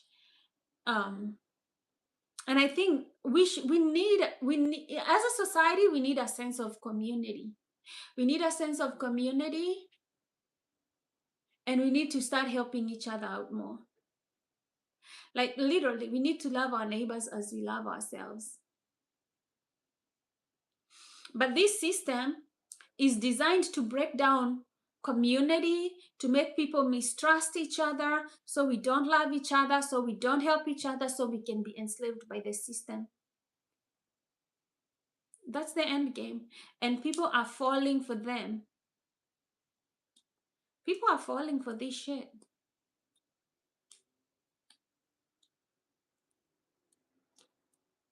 Personally, that's why I don't have kids. I don't have kids because I know that people don't wanna create a happy, joyful place for children. They don't wanna create that happy environment for children.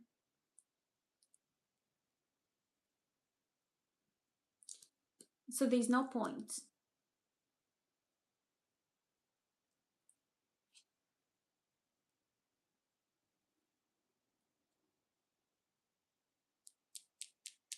They want to have kids, but the government wants those kids to grow up and work in factories where they will die of cancer, low wages, stress, burnout. Fuck that shit. I'm done with that shit and that system.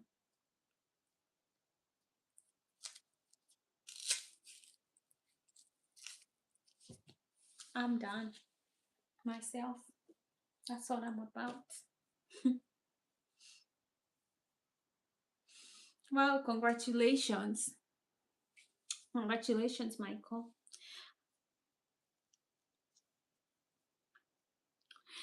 Yeah, kids are great. I'm not saying kids are not great.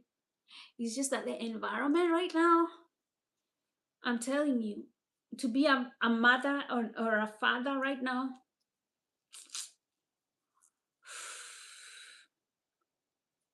is difficult.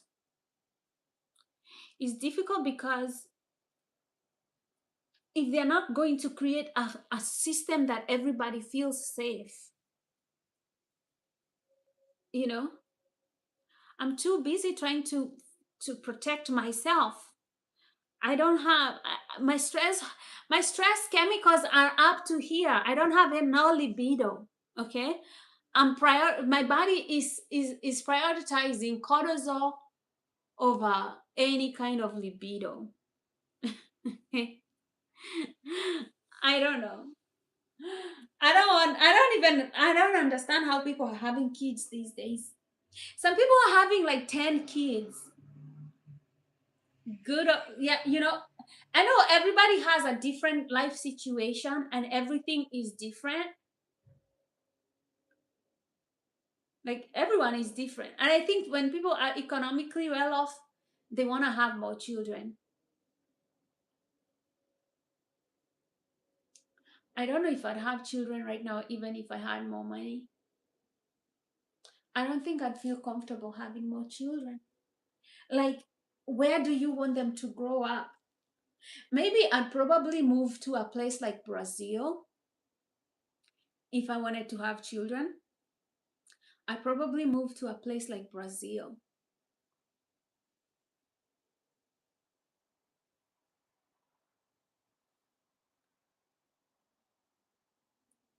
See, that's the thing. Yeah, you don't get to see them. You're busy, you're working. Then there's all these, witchcraft people, they use negative energy, to turn your kids against you. And you probably still have to pay for those kids. Yeah, yeah. You see why I don't want to have kids? Because you fucking have to worry about the fucking person you have kids with, if they're stable here or they're going to screw you. Like now you have kids and you don't even have the joy of enjoying those kids. Like what the fuck is that?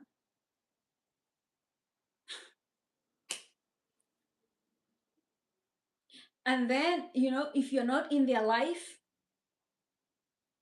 then they will have all these psychological problems because you're not in their life, especially like a father, right? It's kind of like snowballing. Like, I'm done.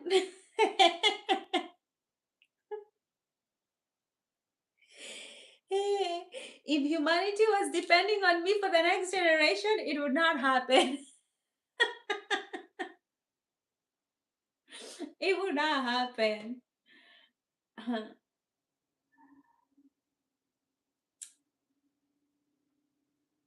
Anyway,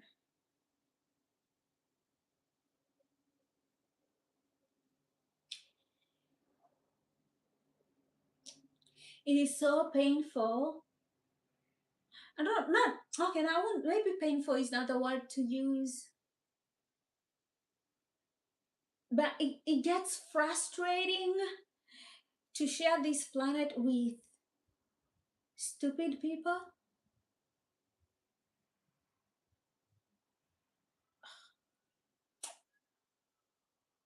Yeah, I'm beyond frustrated when I share this planet with stupid people.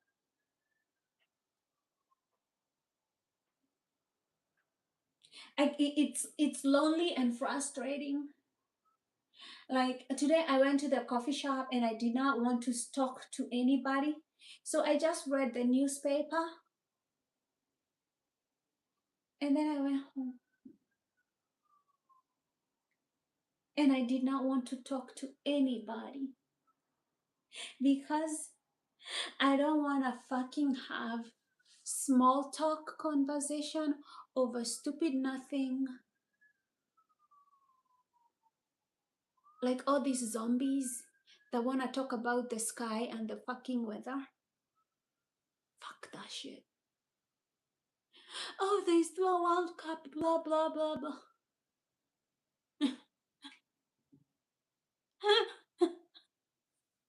I could, in another life, I will have beautiful children. This lifetime, hell no.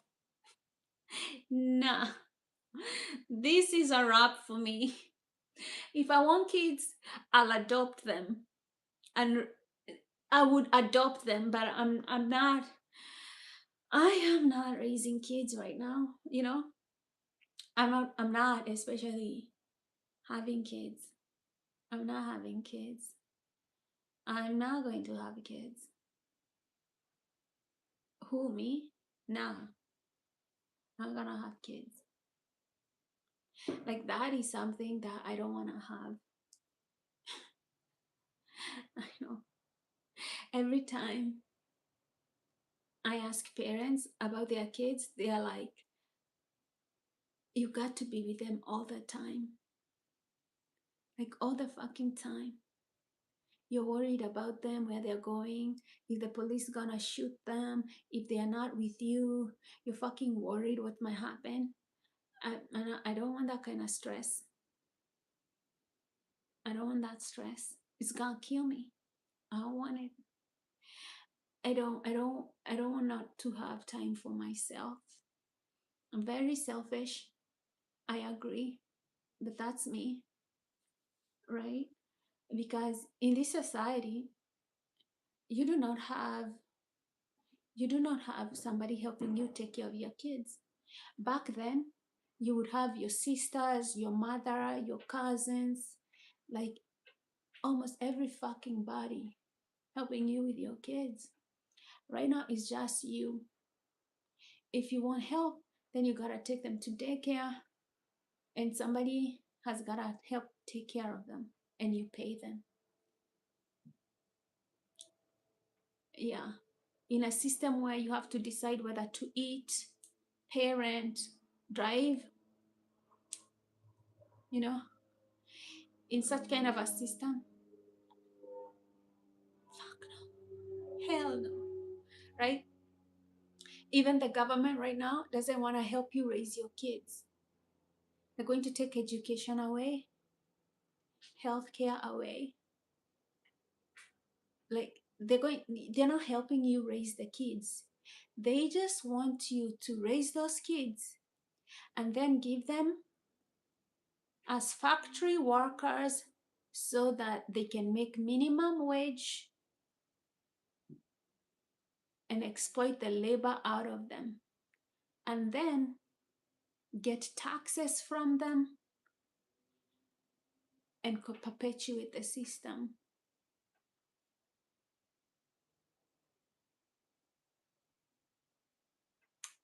Very exciting, very motivating to have children. Fuck no.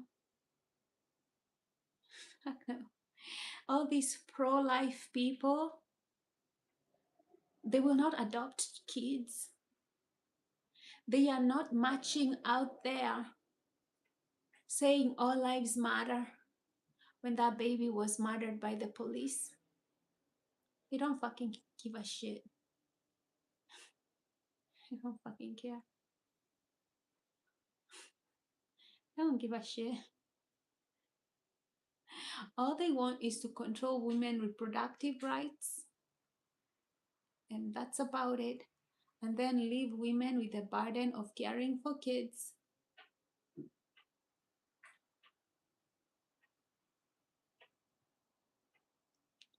Yeah, very exciting. I want fucking nothing to do with it.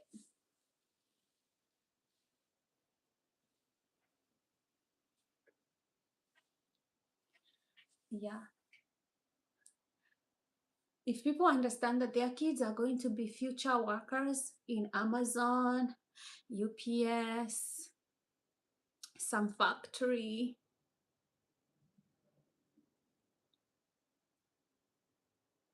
that's the big American dream. Okay. On top of that, you pay for them and they don't even fucking like you.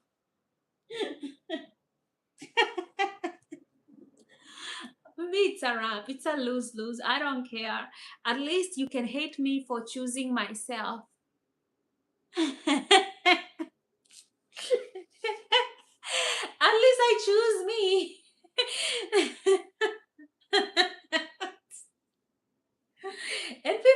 and people hate single mother, people hate single women, child free women. people hate child-free women.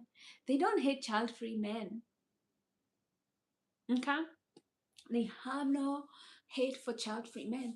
But for a woman to be child-free is like you wronged them. I'm like, I don't care.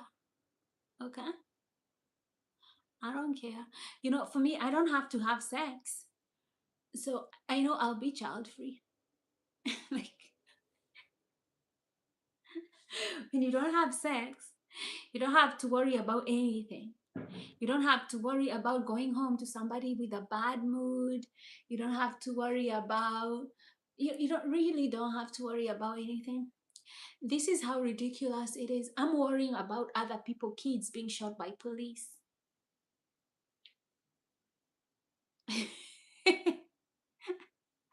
Okay. Okay. I'm worried about where the system is taking us. Why? Because I have the time to even try to understand the world and where we are at. But I feel like when you're busy with your kids, cooking, cleaning, you don't even know what's happening. You don't even know what's happening around you. I was telling one of my my friends who's a mother, because she's always busy with her kids. I was telling her, hey, you need to start saving at least 6 months worth of income because things are getting serious politically. And she was like, really? Oh, what? Is that so bad? She doesn't fucking know. She doesn't fucking know how bad it is because she's so busy taking care of the kids.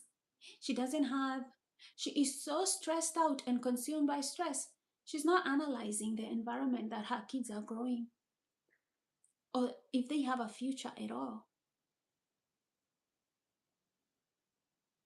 She's busy, just busy, like probably like that woman who went to Walmart to buy diapers for her kids, right? She doesn't understand the racial climate she's in because she's just a busy mom, right? She's just going to the store and thinking, I'll just go slide to the store, buy some diapers, then hit then hit another store, maybe grab some gas, right? They're just that busy. Like she has no idea, right? She has no idea that there's probably a racist white cashier there that's going to call the police or somebody just because she afforded some diapers, and that person is working for Walmart and she doesn't understand why you affording diapers when I cannot afford diapers. You know, sometimes I'll go into Sprouts and all of a sudden people are like, how can I help you, can I help you? And the other day they were like, can I help you? And I know it's nice, they want to help me, but I'm like, I'm just scooping some dates and putting the dates into the bag where you scoop and you put. And she's like, can I help you? I'm like, you want to fucking scoop the fucking dates for me and put them in the fucking bag for me? I got hands. I can fucking scoop and put in, like, like what the fuck are you helping me for?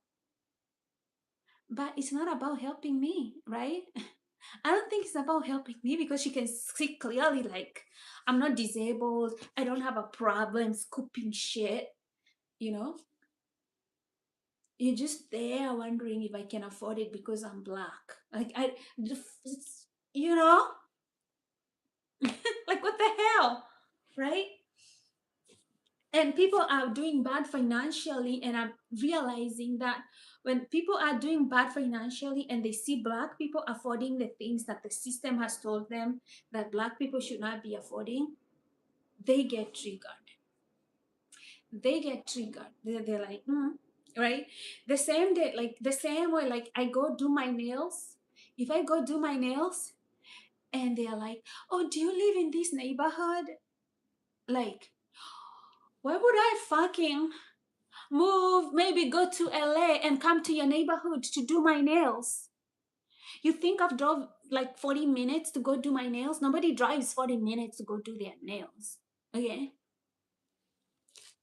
Only reason I come here It's because it's fucking close. Why are you asking me if I live in this neighborhood? It's also none of your business. Like, stuff like this happens. Uh, when you're a black person, this stuff like this, you let a lot of things slide because you don't want to deal with it all. Okay, you let as a black person, let me tell you, you let a lot of things just slide.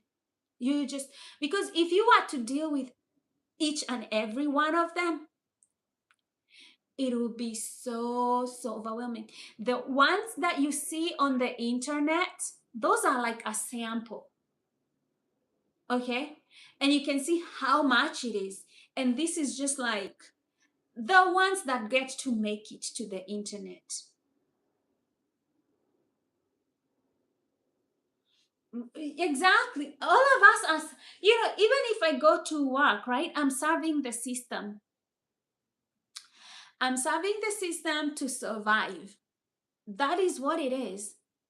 We are all here serving the system, but the system is fucked up. And some people think they have a privilege in this system.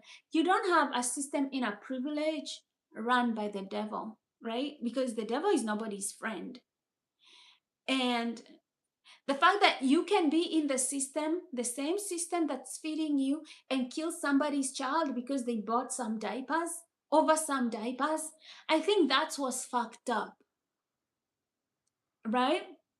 I think that's what's fucked up. I think a lot of people take this whole living for the systems too seriously, that you would fucking kill for this fucking system.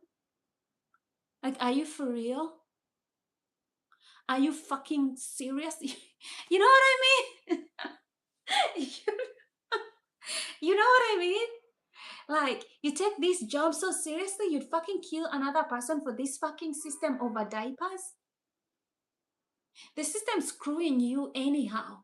You think the system is not screwing those cops? They're perpetuating the system. They're defending these policies and these whatever these companies, but they're screwing everybody. They're screwing everybody, right? Oh, like, ugh.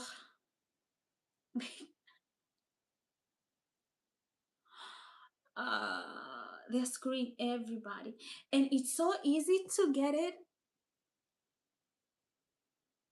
But I think some people refuse to. They refuse to, and I don't know, that kind of hypnosis or indoctrination of programming, you can't deprogram them. You know, it's like, and it's a dangerous mindset, and that's why I tell you, these cops, you could fucking put a chip in their head and close it. It wouldn't matter. They don't even fucking use their brain anyway. After that, it's just booze, stuff like that. It's just like,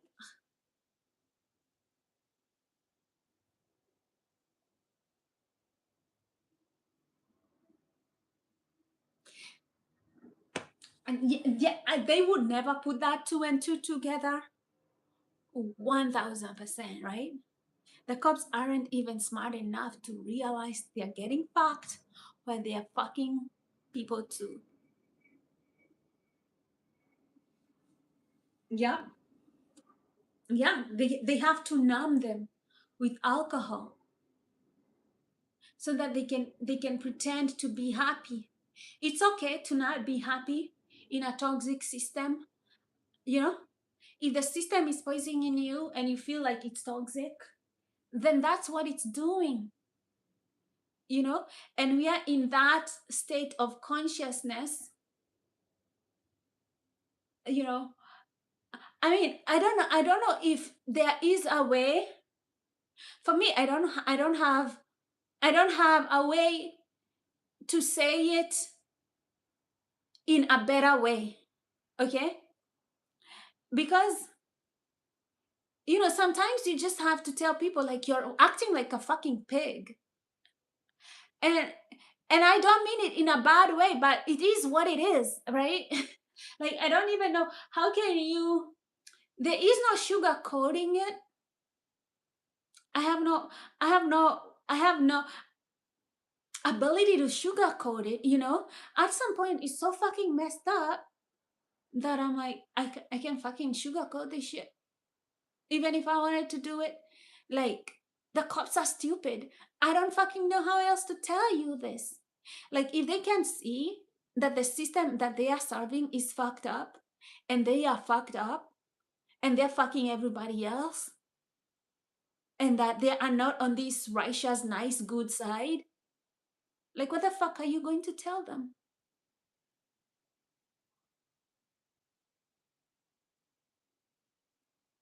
Mm-hmm.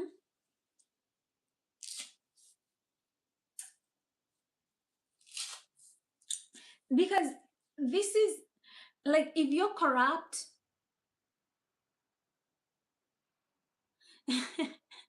and me, you say you, me?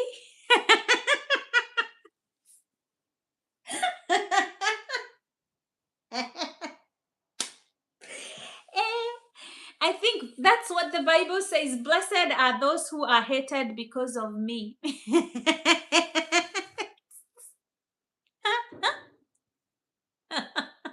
Me and you.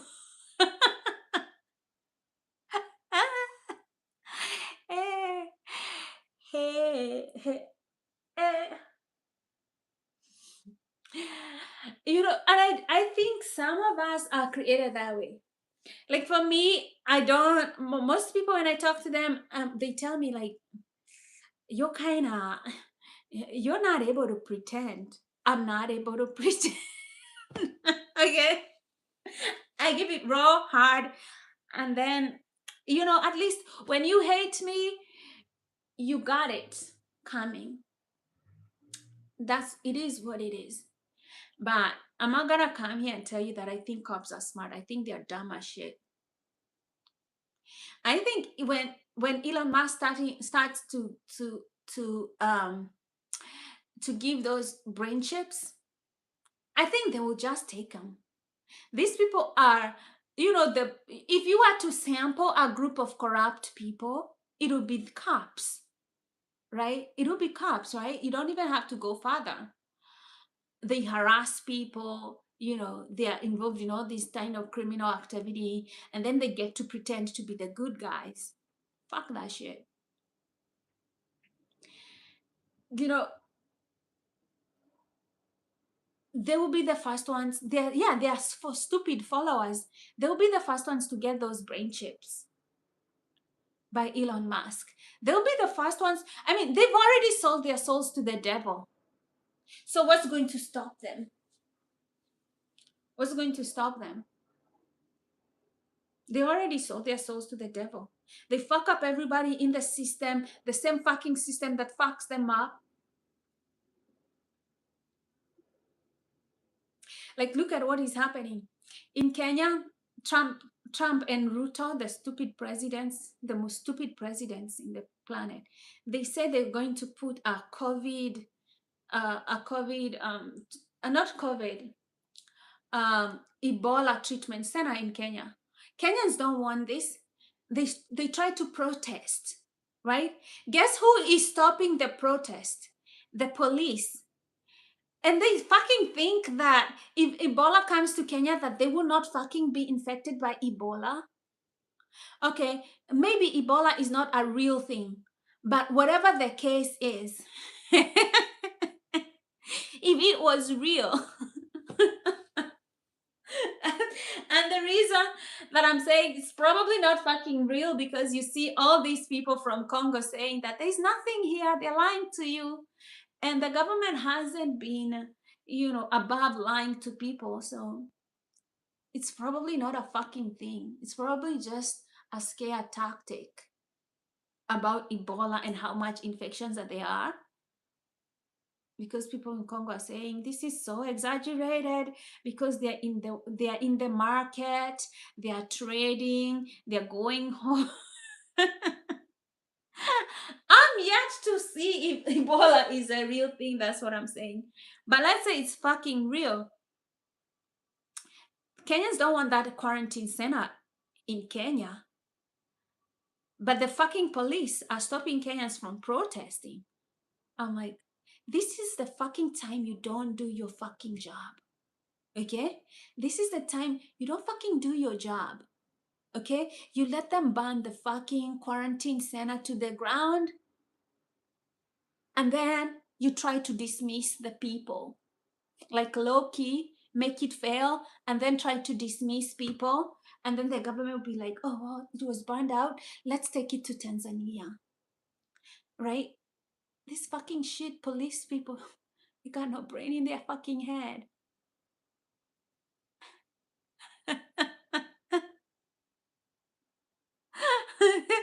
They're not even smart. You know what I mean? You know what I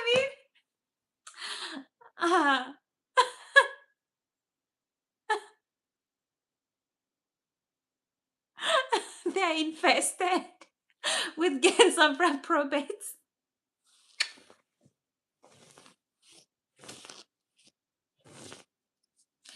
They are a cancer to society, these motherfuckers.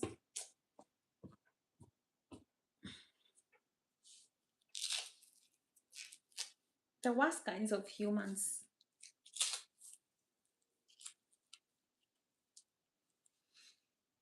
I'm sure they just have the demonic. They want the state to be their daddy. That's what it is. That's what it is. Yeah, 100. Yep. They don't see that they are the lowest of the lowest. The state will not be your daddy. The state is using you as a pawn. Like in the game of chess, you are the lowest pawn. Okay? You're not the queen. You're the lowest pawn. Right? You can get sacrificed at any time. Okay? That's how I know that Hunter police in Mississippi, if they need to, he's just a pawn. He's just a pawn in a game of chess. If if politics get so dense, they're going to sacrifice him. Like, bitch, we're done with you. Then you're going to fucking jail, right? They're not going to protect him. That's what a police is in the system. You're a pawn to be sacrificed.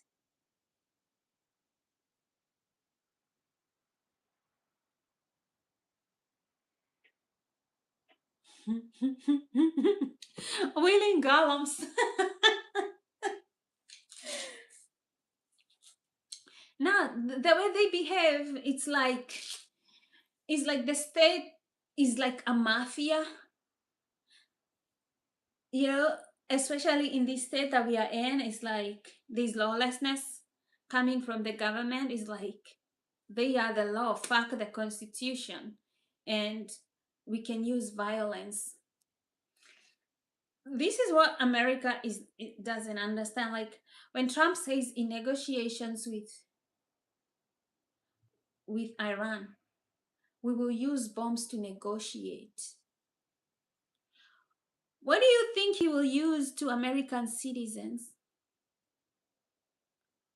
who don't fall in line with the policies?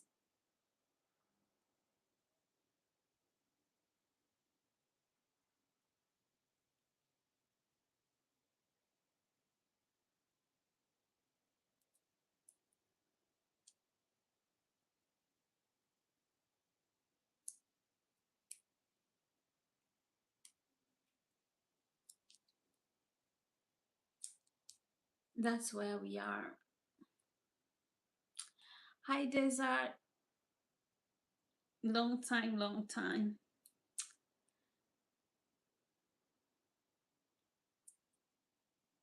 It's a syndicate. 1000%. This is a syndicate.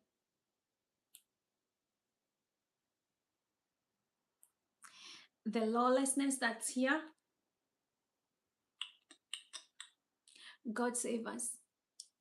God save us. It's dangerous. I don't even think, to be honest, I'm thinking about,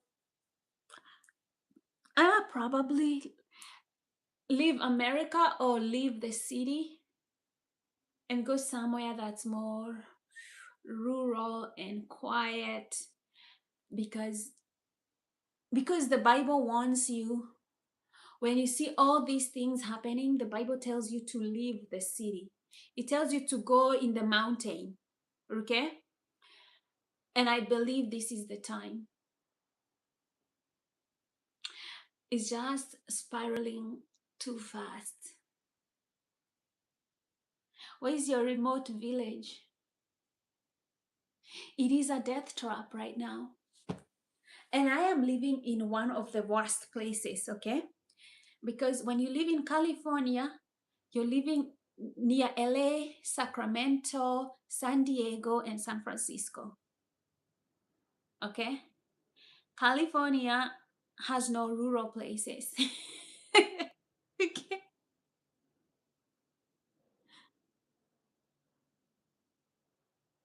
My village is exactly where the equators, northern and southern hemisphere.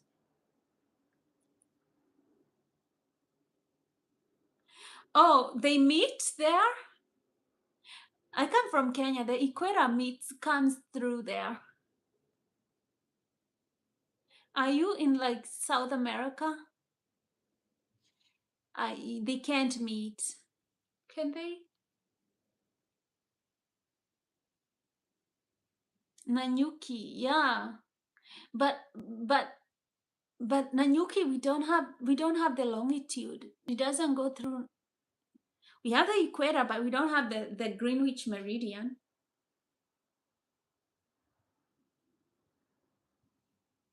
Bye, Stinky. Hey, mind your language now, okay? Okay. Oh, Tel Aviv. Who? Don't tell me you're in Tel Aviv.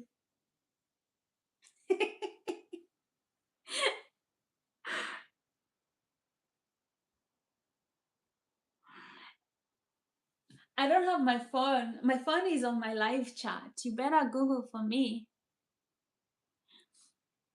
How is Tel Aviv right now? Last time I heard, everybody was leaving and fleeing Tel Aviv. It's become a nightmare.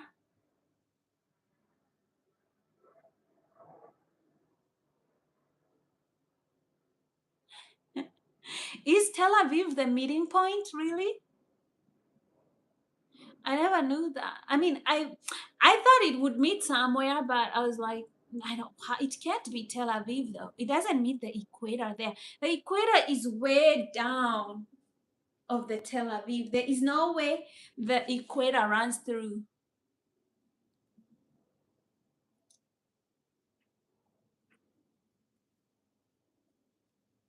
Yeah, yeah, I know that. I know Nanyuki. The equator runs through Nanyuki, but Tel Aviv is like up here, so it cannot meet. I think they meet somewhere.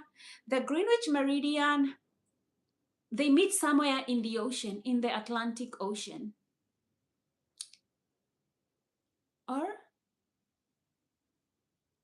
but it can be Tel Aviv though.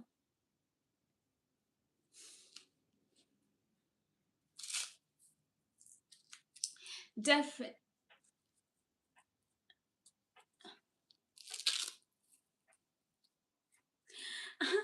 Tel Aviv though. I hear everybody's trying to run out of Tel Aviv. Like, I don't fucking care for anyone who moved to Israel. Like, you're going to go and move into other people's land where they are being kicked out of. Fuck you. Fuck you. That's why they will not find peace there. Like, and you want to move your kids there because you think you're God's chosen people. Another identity theft. Fucking shit. The lies they're saying, these lies will not stick. The lies they've been telling people, they're not going to stick. Mm. Let's see them keep telling those lies. They're not going to stick.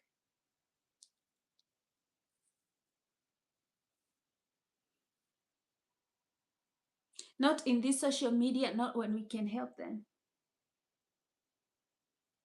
Oh, those people there. You know, like the way they've been bombed by Iran lately. Like, I mean, your kids cannot even go to school because for the last 3 months, they're not sure if some missiles gonna come raining from heaven down their way. And like, you must be fucking spiritually blind to move there at this time. Okay? Like, if you're fucking moving there at this time at this particular at this particular time in history, there are fucking people moving from UK to go to Tel Aviv to live there because they are Jews. First of all, you're a fake Jew, and then you're going to move there to die. Because like, if there's anybody, if there's anywhere that's guaranteed to have war, is Tel Aviv. Why do I know that? It's because of Bibi. He says he wants to have Kuwait, Saudi Arabia, Lebanon, Syria. He said he wants all that land. Okay? He said he wants all that motherfucking land. He's not gonna, the people there, they're not going to move without a fight. That is how I know. You shouldn't be there. If you're going there, you're fucking stupid. Don't even go there to pray. They pray on a wall like this. Don't fucking pray to a wall. The wall doesn't fucking care. God is everywhere. Stupid ass people. I'm fucking bored with them. I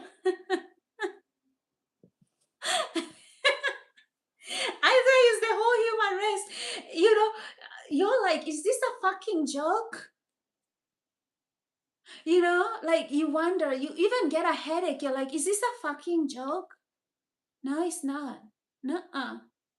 Uh-uh. Uh-uh. It's reality in 2026.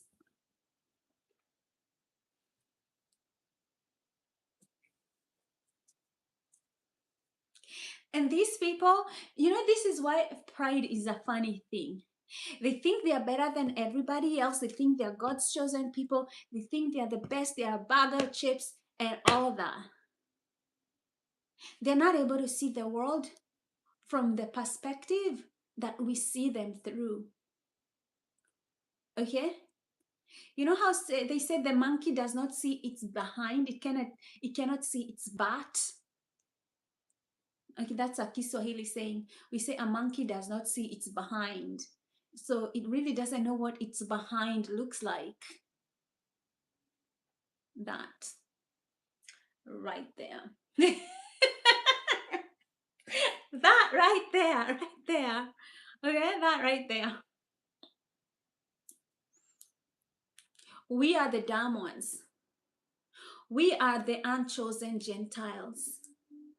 We are the ones who are blind and lost. And they are God's chosen people. And who the fuck do we think they are? We are.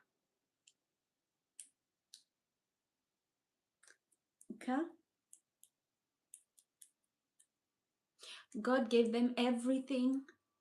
We're just lucky that we are here.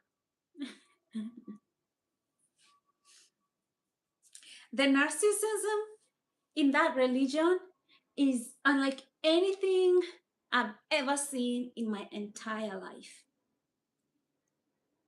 Hey, hey. I think that's where narcissism was born. Like being, yeah, narcissism. Being a narcissistic person is the most narcissistic religion based on identity theft.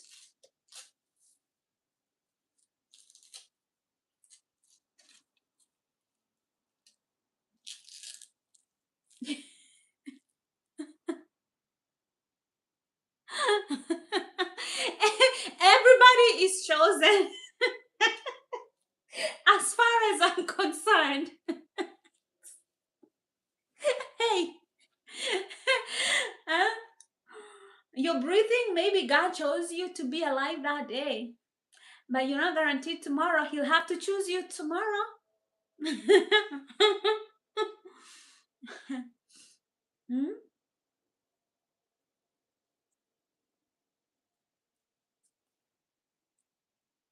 Do you imagine the audacity you would have in this lifetime to tell other people they are not chosen?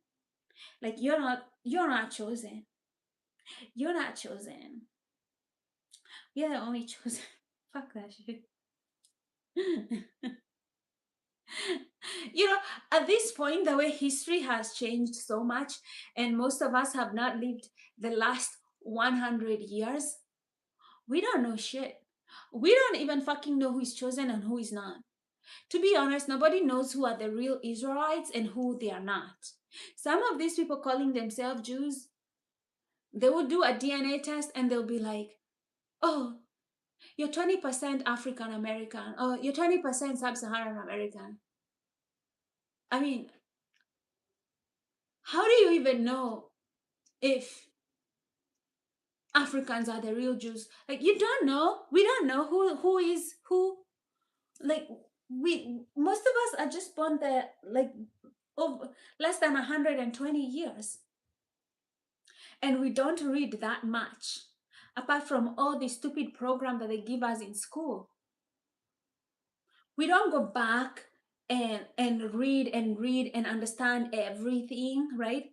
We mostly fall back on whatever system they made us believe, and we know they're fucking liars. And some of the books are not even accurate because they're biased. We don't fucking know shit at this time. Okay.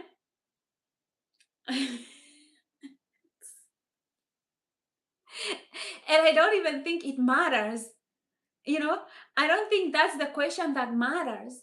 I think the question that matters is we should be living in love and compassion and taking care of the planet, the animals, each other, raising good energy.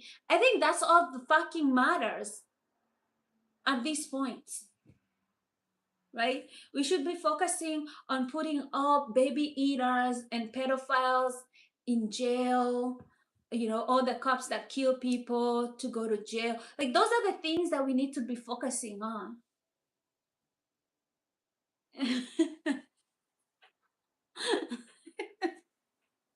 These are liars. I mean, it's so messed up, man. Like, the law is very simple. The law is in your heart. It's very simple. But, you know, when did it become about expanding, stealing land? We could all have enough. Human beings, if they operate from a place of generosity and kindness and love, we could and we hold each other accountable. Yeah. I don't Well, we could shoot them and hang them. I mean, I'm the kind of person who doesn't want to see lynching, okay? I don't want to focus on, I don't want my energy to go that low. When I hear that people used to gather around and look, and even their kids, they would invite their kids to see other people being lynched. People don't understand how that does to their psychology. It makes you live in fear. Even if you didn't want to, right? to witness that, then you witness that. And I think because because for example, because the history of slavery is suppressed, we miss a lot of lessons. Especially, we miss a lot of lessons about how white people have changed and have been forced to change throughout history, to the point where we don't know who white people were before they were forced by the system to be slave masters and exercise cruelty. We don't know who they were before that. Maybe you see glimpses of them with their family and their dog, and you see, oh, maybe there's some loving energy there, right? But we really don't know. Like, we really don't know, because these people were forced to own slaves and to witness lynchings, so that if any one of them fell against the program, they would also fear being subjected to the same punishment as their slaves, right? White people were forced to surveil black people. When you see, like, Karens asking people, what are you doing in my neighborhood? What are you doing here, right? That is a program that white people had to go through. Like, they were made to be the supervisors of the racist system. Like, this is what it did to them, right? um I don't think they were given a chance to be nice to other people and to be nice to other races. I think they were just given the choice that you either behave as you are superior to them, you cannot be friends with them, you can go, you just have to be policing them. You know, so I think a lot is missed about that, because we don't want to talk about slavery. We also don't talk about what it has done psychologically to white people. So this is what I don't want. Maybe jail them. Maybe jail all these people, because you don't want to lynch them, because you don't want to be part of that bad history, you know? Like, psychologically going into your subconscious mind.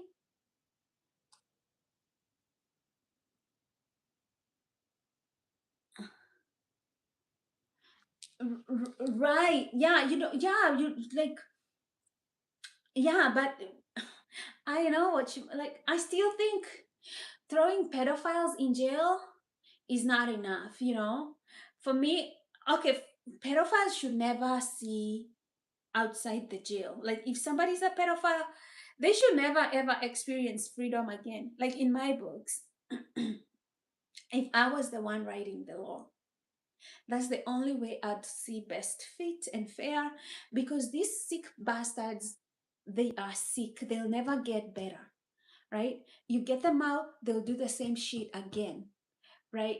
Um,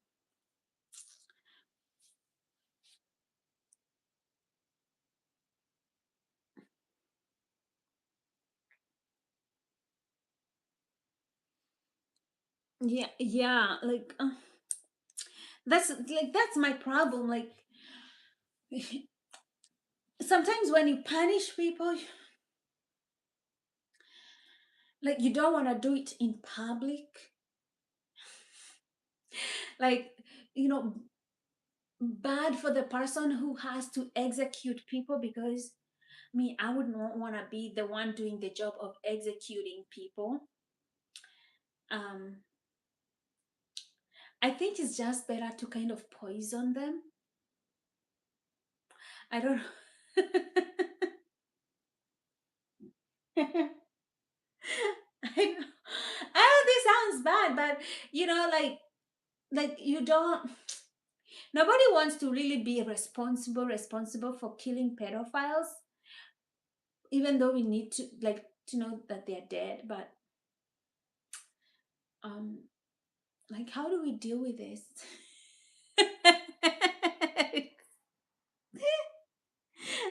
That's the bigotry, right? Decimated. disseminated, right? It's disseminated by the small hearts for divide and conquer. Yeah. Mm-hmm. You put fear in people, you're going to divide them, and then you're gonna conquer them. And as long as people don't see the white and black as a whole, like, everybody as a whole, right? We will fight each other, and the only people that benefit are the people who are these witchcraft people, the Freemasons who serve the devil, right? They're the only ones who are going to benefit from this chaos and systems that they put us through, so that we hate each other and we police each other. We do all these things that are negative in the workplaces, like stuff, right? This is what they want. The more of this shit that they can have us like hate each other, oh, they know they've won. They know they've won.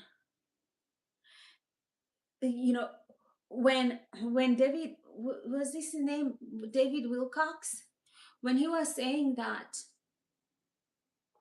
when people pray for world peace, if we meditated every day for world peace and love and everything, we did it, right? Let's say you're like a group of 1,000 people and you do that every day.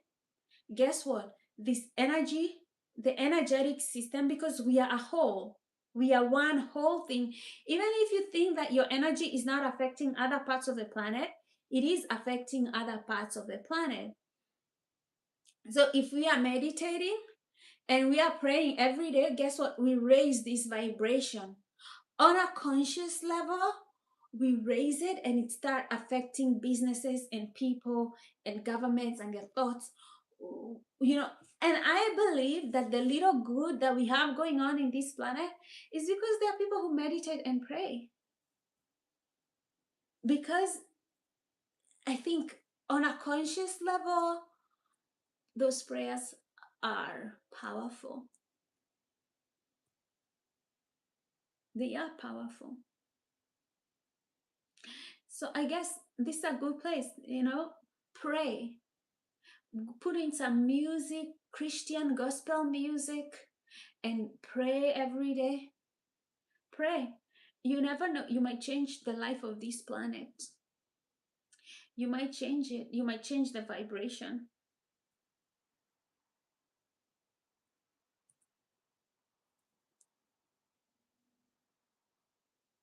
There are people actively bringing the vibration down, but they're not very difficult to identify.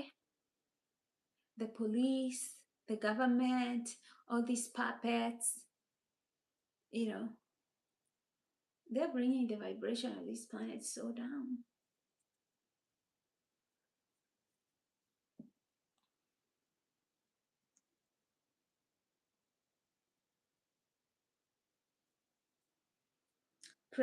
You pray for God to continue breaking the curses. I think curses are easily broken. In our lives, I think once you accept Jesus Christ in your life, like the bloodline curses, they go away. Because when you accept salvation, you start, when you genuinely accept salvation. There are people out here who say that they know Jesus, but they don't know God, right? But when you accept Jesus Christ, like genuinely, there are things that you stop. For example, most people will stop drinking alcohol. Like they just, they kind of just stop, right? Because now they are willing to be obedient, right? Because there's a willingness to be obedient.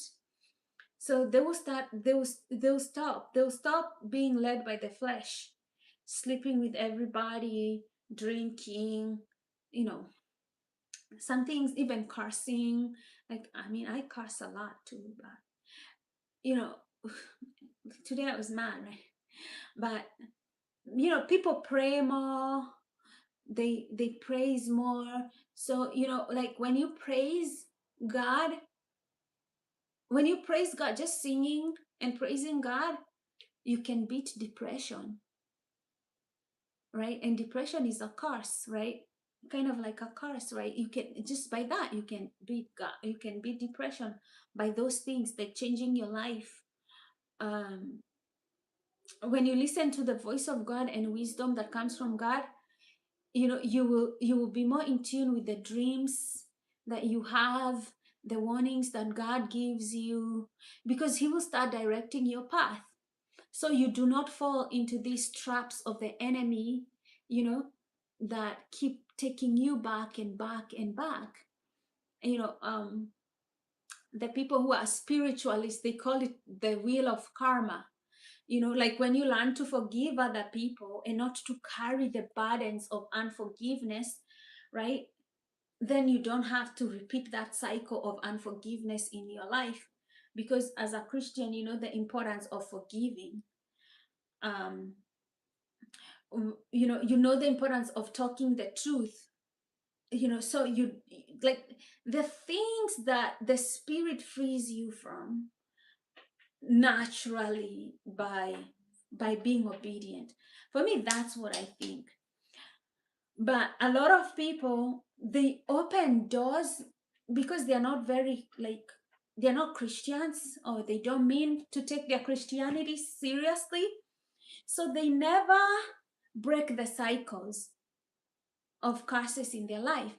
Because a lot of Christians, I mean, them, they say they are Christians, but they will not stop, like, hooking up, or they will not stop, like, excessive drinking of alcohol. They will not stop these things because they've really not surrendered. They have not surrendered. And I know God searches the hearts of man, and He can tell a Christian heart that's fully surrendered and a life that's not fully surrendered. Because as a Christian, you also, if you're a Christian, you should bear fruit in every season. You should be able to bear fruit in every season, because that's a promise of God, right? That He will direct you and your life and your goals and where you need to go next, so that you keep bearing fruit in every season.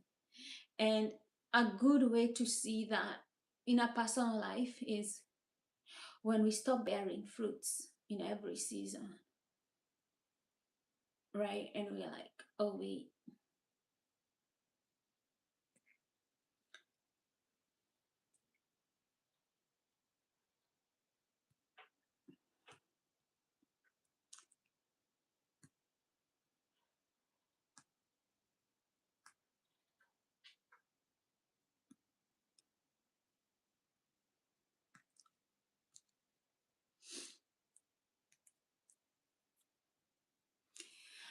Why do you have difficulty with forgiving?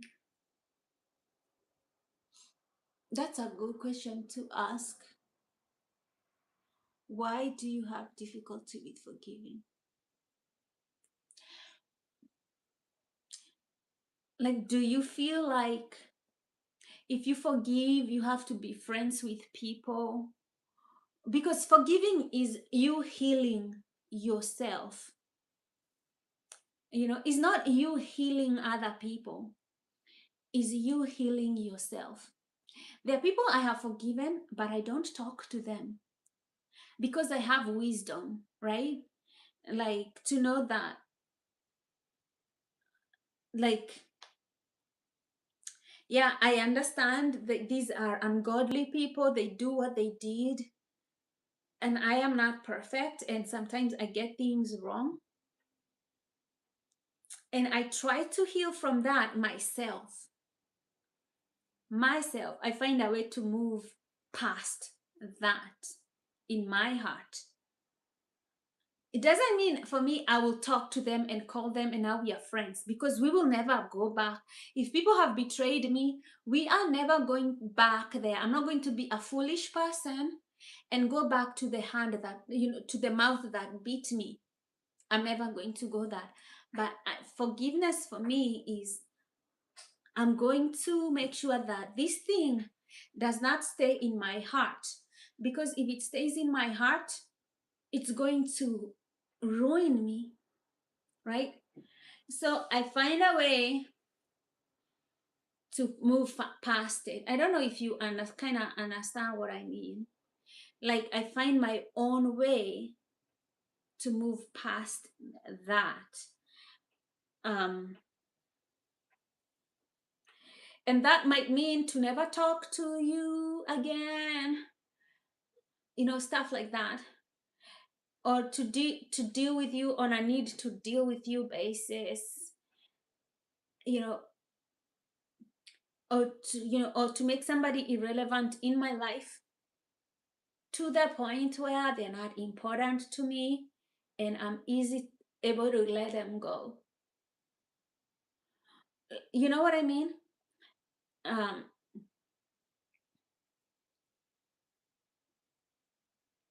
Stuff like that, because I've had like family members who are jealous and they would do anything to break me, and they were people that I considered very close in my life, that people that I cherished. And once I learned, like, hey, these people don't love me, these people just want to low-key destroy me, it I'm telling you, it's very heartbreaking. You grieve. It's very heartbreaking. I just don't know how God delivered me from this. Um, but those days I was also doing like psychedelics, and the psychedelics really helped me process the grief. That knowing that, hey, these friendships are broken, and these friendships are never going to come back, and I have a life that I can live outside these friendships. Like, there's a lot of other things that I can do outside these relationships that are not working for me. And that's the path that I took. Okay. That's the path that I decided to take.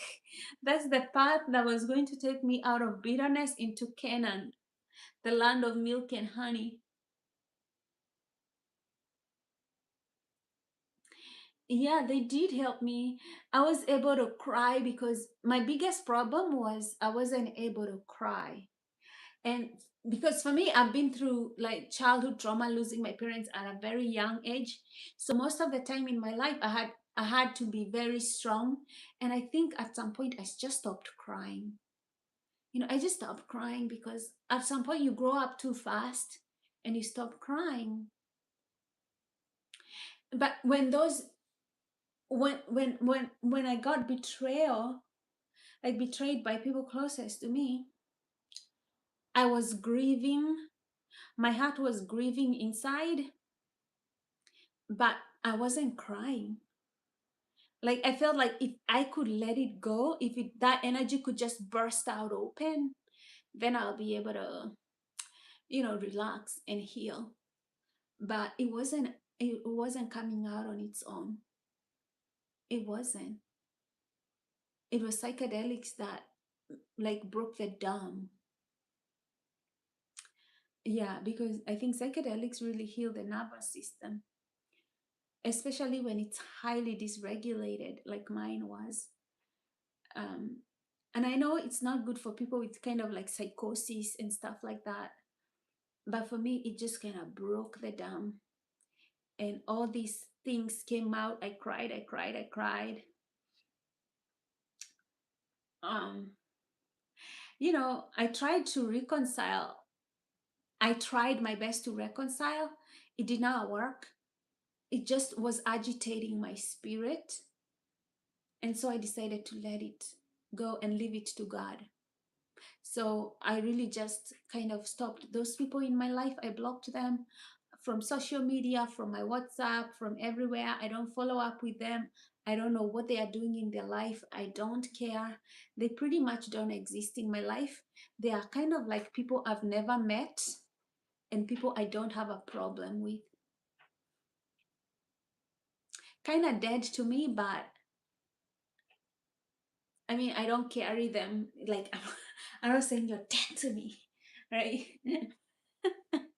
Like that world died. That world where we used to know each other, I let it go. I've so the bitterness is not in my heart. I let them go.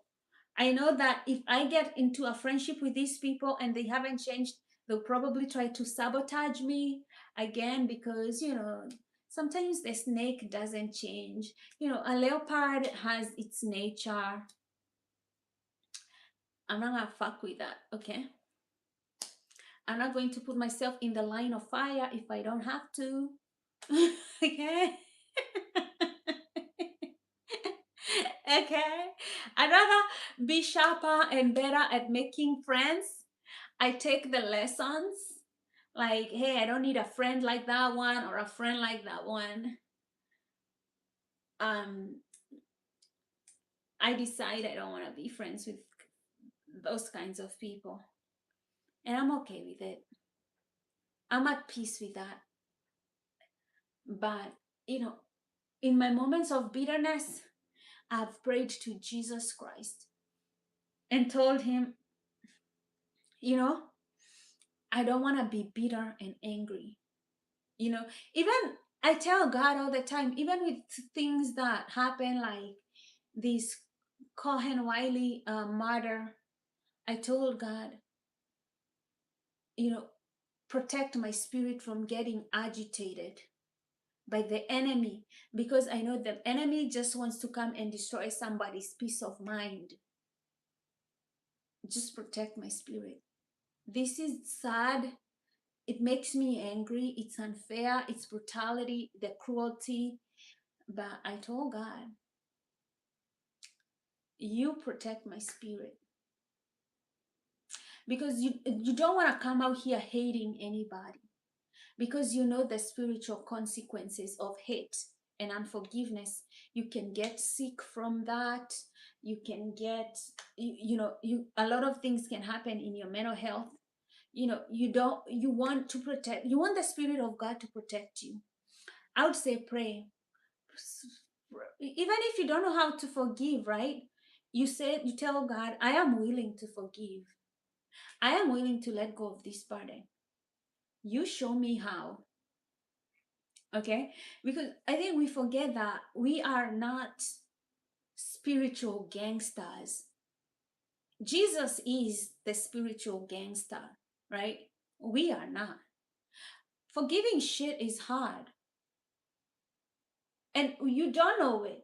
But Jesus Christ, he's like dying there on the fucking cross. And he's like, Father, forgive them because they don't know what the fuck they're doing. I'm like, shit. Huh. Right? Like, we don't know how to forgive like that. We don't know how to forgive like that. That's why I know that all these people who are in the Freemasonry, that they are being told that they are God. I'm like, you need to humble yourself. You don't have no idea that you're not fucking God. Like, you don't know how much unholy you are, right?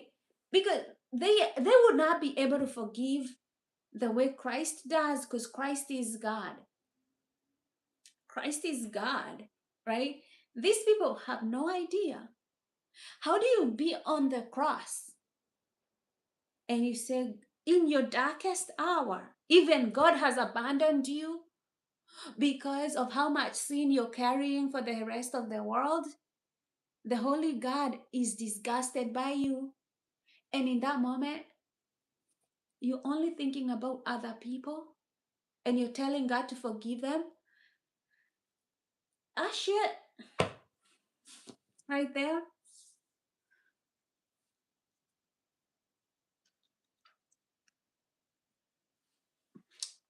I asked the Father to heal my heart and allow me to forgive, because so I could trust again. That's the best prayer that you can pray. And I tell you, God is faithful. He is more than able. God is faithful. God is faithful.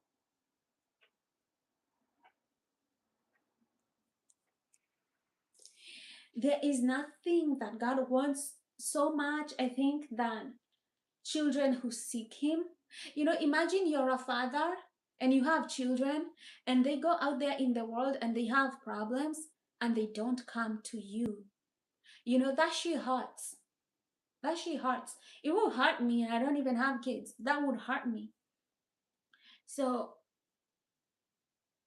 you know, when we are out there in a spiritual universe and somebody has wronged us deeply and we don't know how to forgive, you know, he wants you to go to him for healing. Just that's what he wants you to do. He doesn't want you to be perfect, like just forgive, right? He wants you to be like, I don't know how to forgive these fucking people. You know, He- that's what God wants you to do, right? It's you want to feel better, right? It's for me, what I ask myself is, would I rather be right or would I rather be well, right? Would you rather be right? Those people, yes, they have wronged you badly. But if you are, and you're right, you know, it doesn't change the fact that you are right. Yes, they have wronged you. You're right about that. But would you rather keep being right or would you rather be well? You know, you're not going to change the fact that, you know, you're right about the situation. But do you want to stay there or would you rather be well? That's for me, that's when the decision becomes so easy for me to want healing. Because every time I'm not well, the enemy is winning. The enemy is after your happiness. He comes to steal, kill, and destroy. He's after your happiness so that you can fall into a depression so that he can finish you up. He's after your spirit. He's after your happiness, your happy spirit. He's after your happy go luckiness. That's what the enemy wants. That's why you see this whole system is made by the enemy, because this system wants to frustrate us, to stress us out, and then to just destroy us. That's how I know this system is by the enemy. I know this is what the enemy wants. So I know this. So you have to ask yourself, do you want the enemy to win in your life? Do you want the enemy to be in possession of your happiness? Because they feed off our energy and our misery. These are people who don't have light on their own, right? They go to Satan, who calls himself the light bearer. That's who is feeding them, right? That's why you want God to hide you. You want God to hide your heart.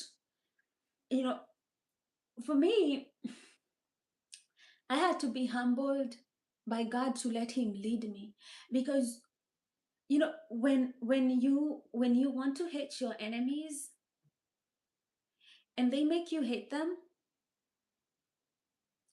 you lose, and the kingdom of God loses, because now the enemy has tricked you like all this fear and anger is okay.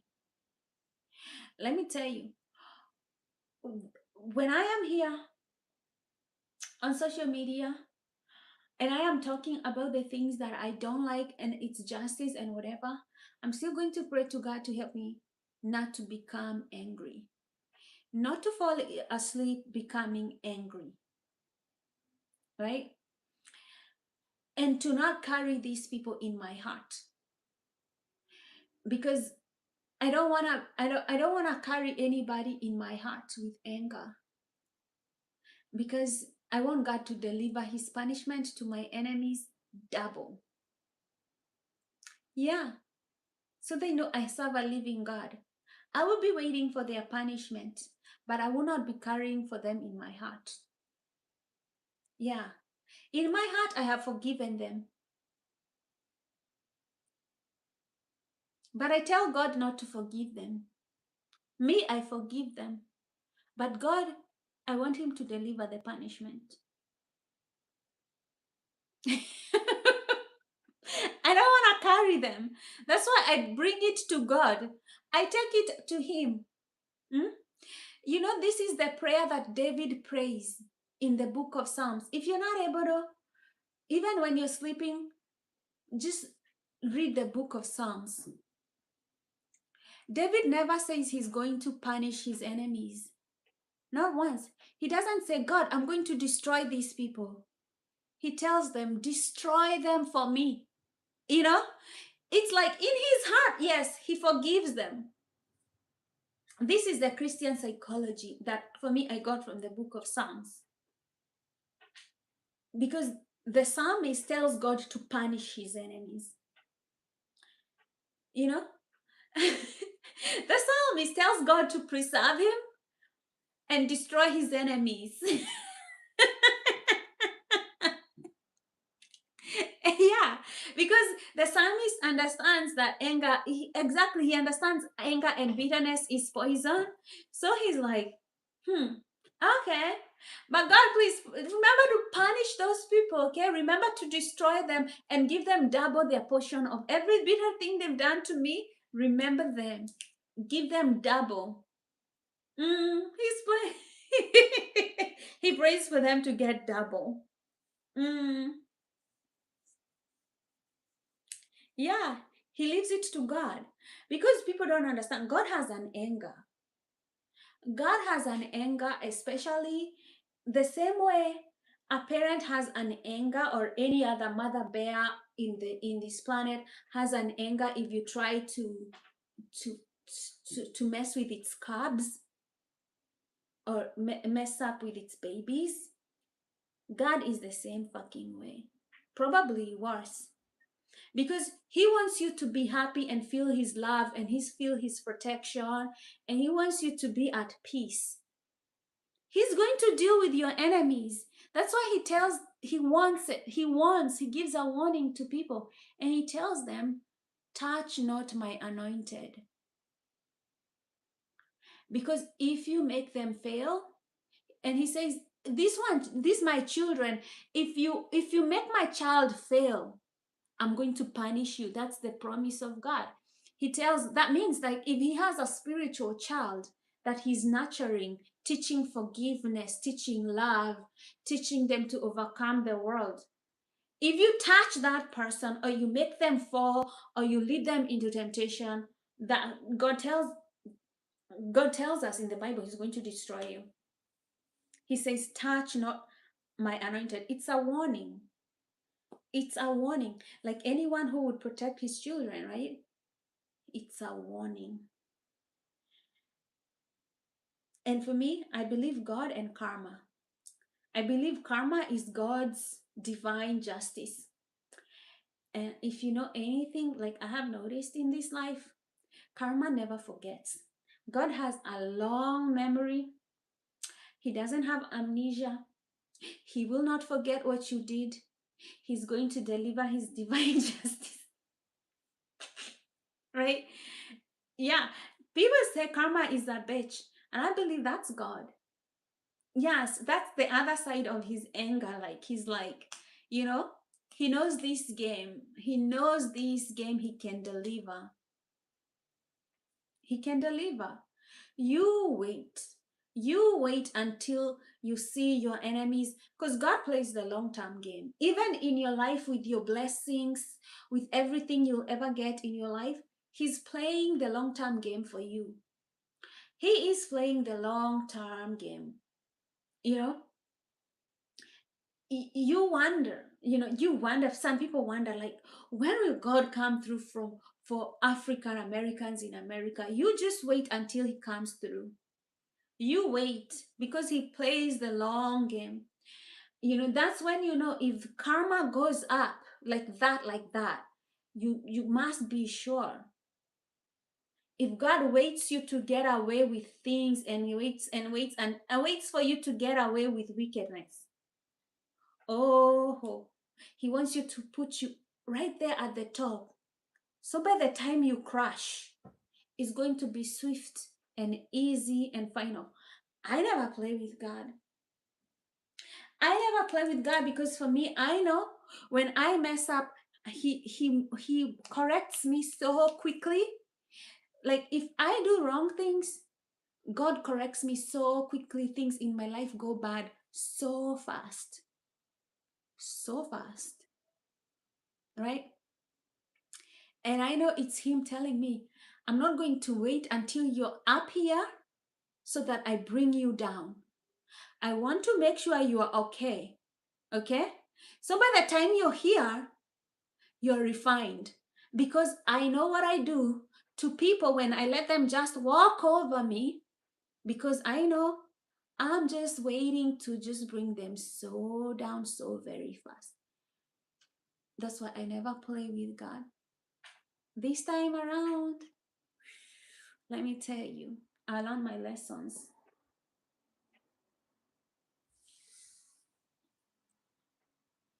The enemy is very foolish. I agree 100%. Like, because even the book of Psalms says that the fear of the Lord is the beginning of wisdom. You know, because when you start learning your boundaries, when you start learning who the fuck you're messing with, oh, oh, right? That's when you finally get it. Me, that's why I tell you, I don't fear man. The police, they can come fucking shoot me. Okay? I have someone that I fear. That is God. Okay? That one. That one. Hey. Hey. Hey. Hey. That one I know. I know my boundaries, okay? I know the boundaries. What? That one I know. I know my boundaries, okay? That's yeah. That one I know. I know. I know who not to mess up with. Okay?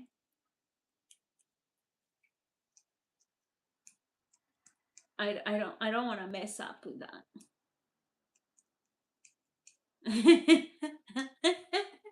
If God tells me that's a no-go zone, it's a no-go zone. Because people don't understand the word of God is law. You know, you go against it, you will meet punishment.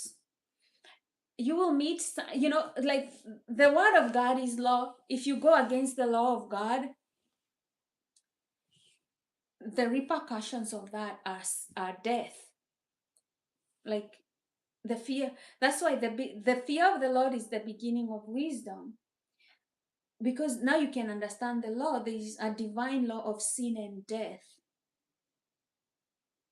A lot of people don't really get this. Like it's a law, and God is the law, and it's like God is the ultimate boss.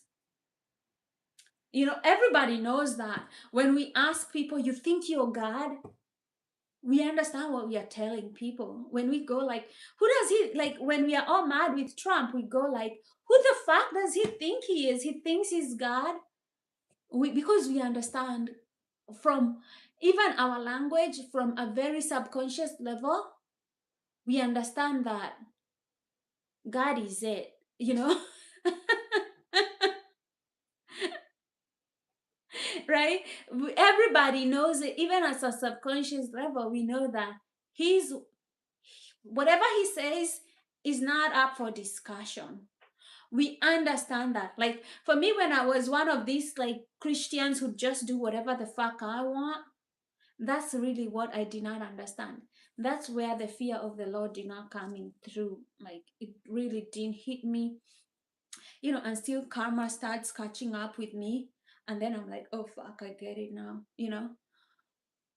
But and I think it's just the same. God has to correct you, you know, the same way you discipline a child, God has to discipline you in your life at some point until you stop fucking up. But that's when I understand He is the law. There is no negotiation.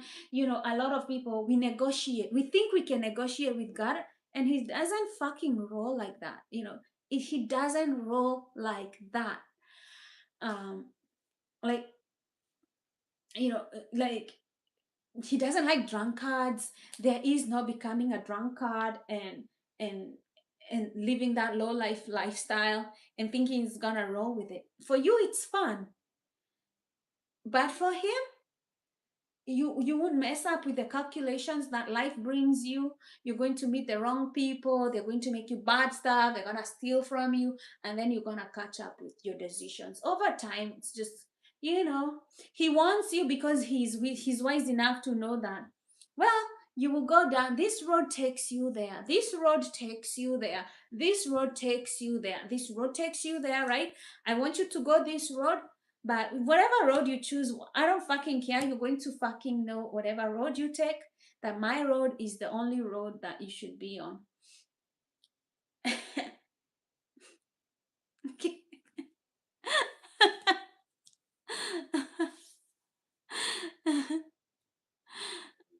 No, but you sometimes Christians, yeah, sometimes Christians, they don't. I think we are all spiritual children, right? Whenever you get, whenever you accept Christ as your personal savior, a lot of people think they have reached the epitome of their spirituality. That is the time you start becoming a real student of the spiritual life, right? Accepting Christ is your role, everything before you accept Christ. And that is, uh, people sometimes are forced to accept Christ when they are young, like when they are children. Like maybe you're 8, 7, you say the salvation prayer and you think you're good. No, you're not good. Because right then your senses are not, I mean, at least you've professed with your mouth that you're choosing the light and you're saved for now, right? But you need to be in your right mind to really choose God, right? Not to be in survival mode, to be in your right mind to choose God, and then become a student of salvation. Because there are these teachings that life will always ask you to repeat, like that you may love God with all your heart, but to forgive is fucking hard, right? It's just like, is that just one spiritual lesson that you won't break doors of spirituality unless you have somebody to forgive and you choose to forgive them. That's the first door that you gotta break, right? Salvation, when you accept Christ in your personal life, there's a lot of things that you will have to learn, right? But for me, what I have learned is when you're learning those disciplines, if you mess up, God will still punish you for the mistakes that you're making. It's kind of like David. King David was a man after God's heart, but he messed up and God still punished him. He did forgive him, but he did not let him get away with it. Okay? David's mistakes messed him up, his family, even his child died, his sons wanted to kill him. David was a man after God's heart, right? And he still keeps messing around and finding out, right? He kept messing around and he kept finding out. Yes, did God favor him? Yes. Did God bless him? Yes. But he kept sinning. He was also learning in spirituality that he thinks he's a king and he thinks he can get away with shit. And God tells him, fucking no. I'm still gonna punish you. You're not too big for me to punish. You know, but is, are you going to accept the discipline, or are you going to abandon the whole faith? You know, um, okay, for me, I'm past the point where I'm never going to abandon my spirituality and my belief in God. What else? What else am I going to do? I don't have any other recourse. you know, like, when people say they have another, like they have a plan B, I don't have a plan B. I don't have a fucking plan. Like, God is my only plan, and that's the only plan that I got. He's the only plan that I've got. I don't have another plan, right? I I don't have it. I don't got two plans. I don't got like another plan waiting for me. Like, I don't have another plan. I mean, I don't know if anyone has another plan, right? But if God is not teaching me to love, to have faith, to find joy, like, what else do I have? I don't have anything else. I have zero plans. So, um, I understand what Job meant. I understand what Job went through, right? I understand Job. Even if you took everything from me, I don't have another plan. Okay. I'm like Job. Okay. I got no other plans. I only got God. So it's just like, that's it. Okay. For me, that's it. Like, hey, I don't, no plan B, no plan A. His only plan. That's my only plan right there. So, yeah, so I do understand, like,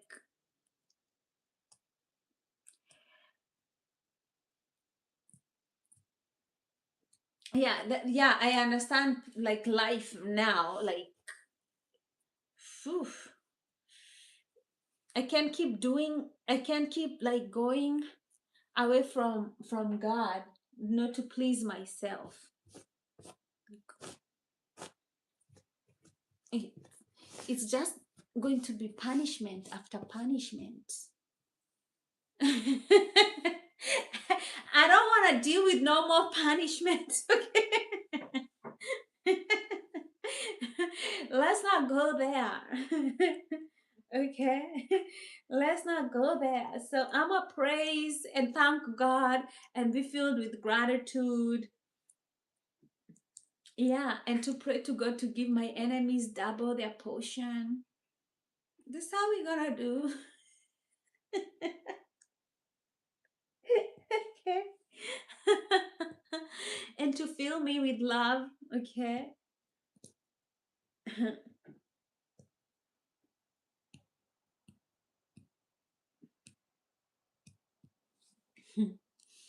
Anyway, we've talked too much. May you be happy and live with a joyful heart. May you be happy and live with a joyful heart. May you be safe and protected from all sorts of inner and outer harm. And may you live with a body that gives you energy. And may you live with the ease that comes with well being. I love you. God loves you. Take care. Good night. And I hope to talk to you soon.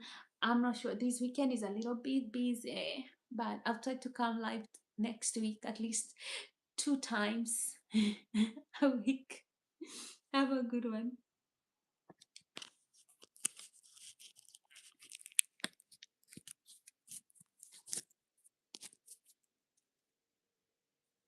Bye.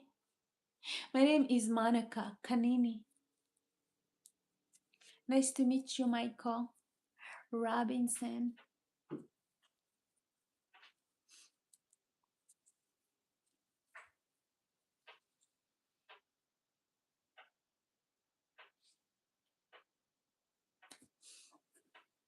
I love you too.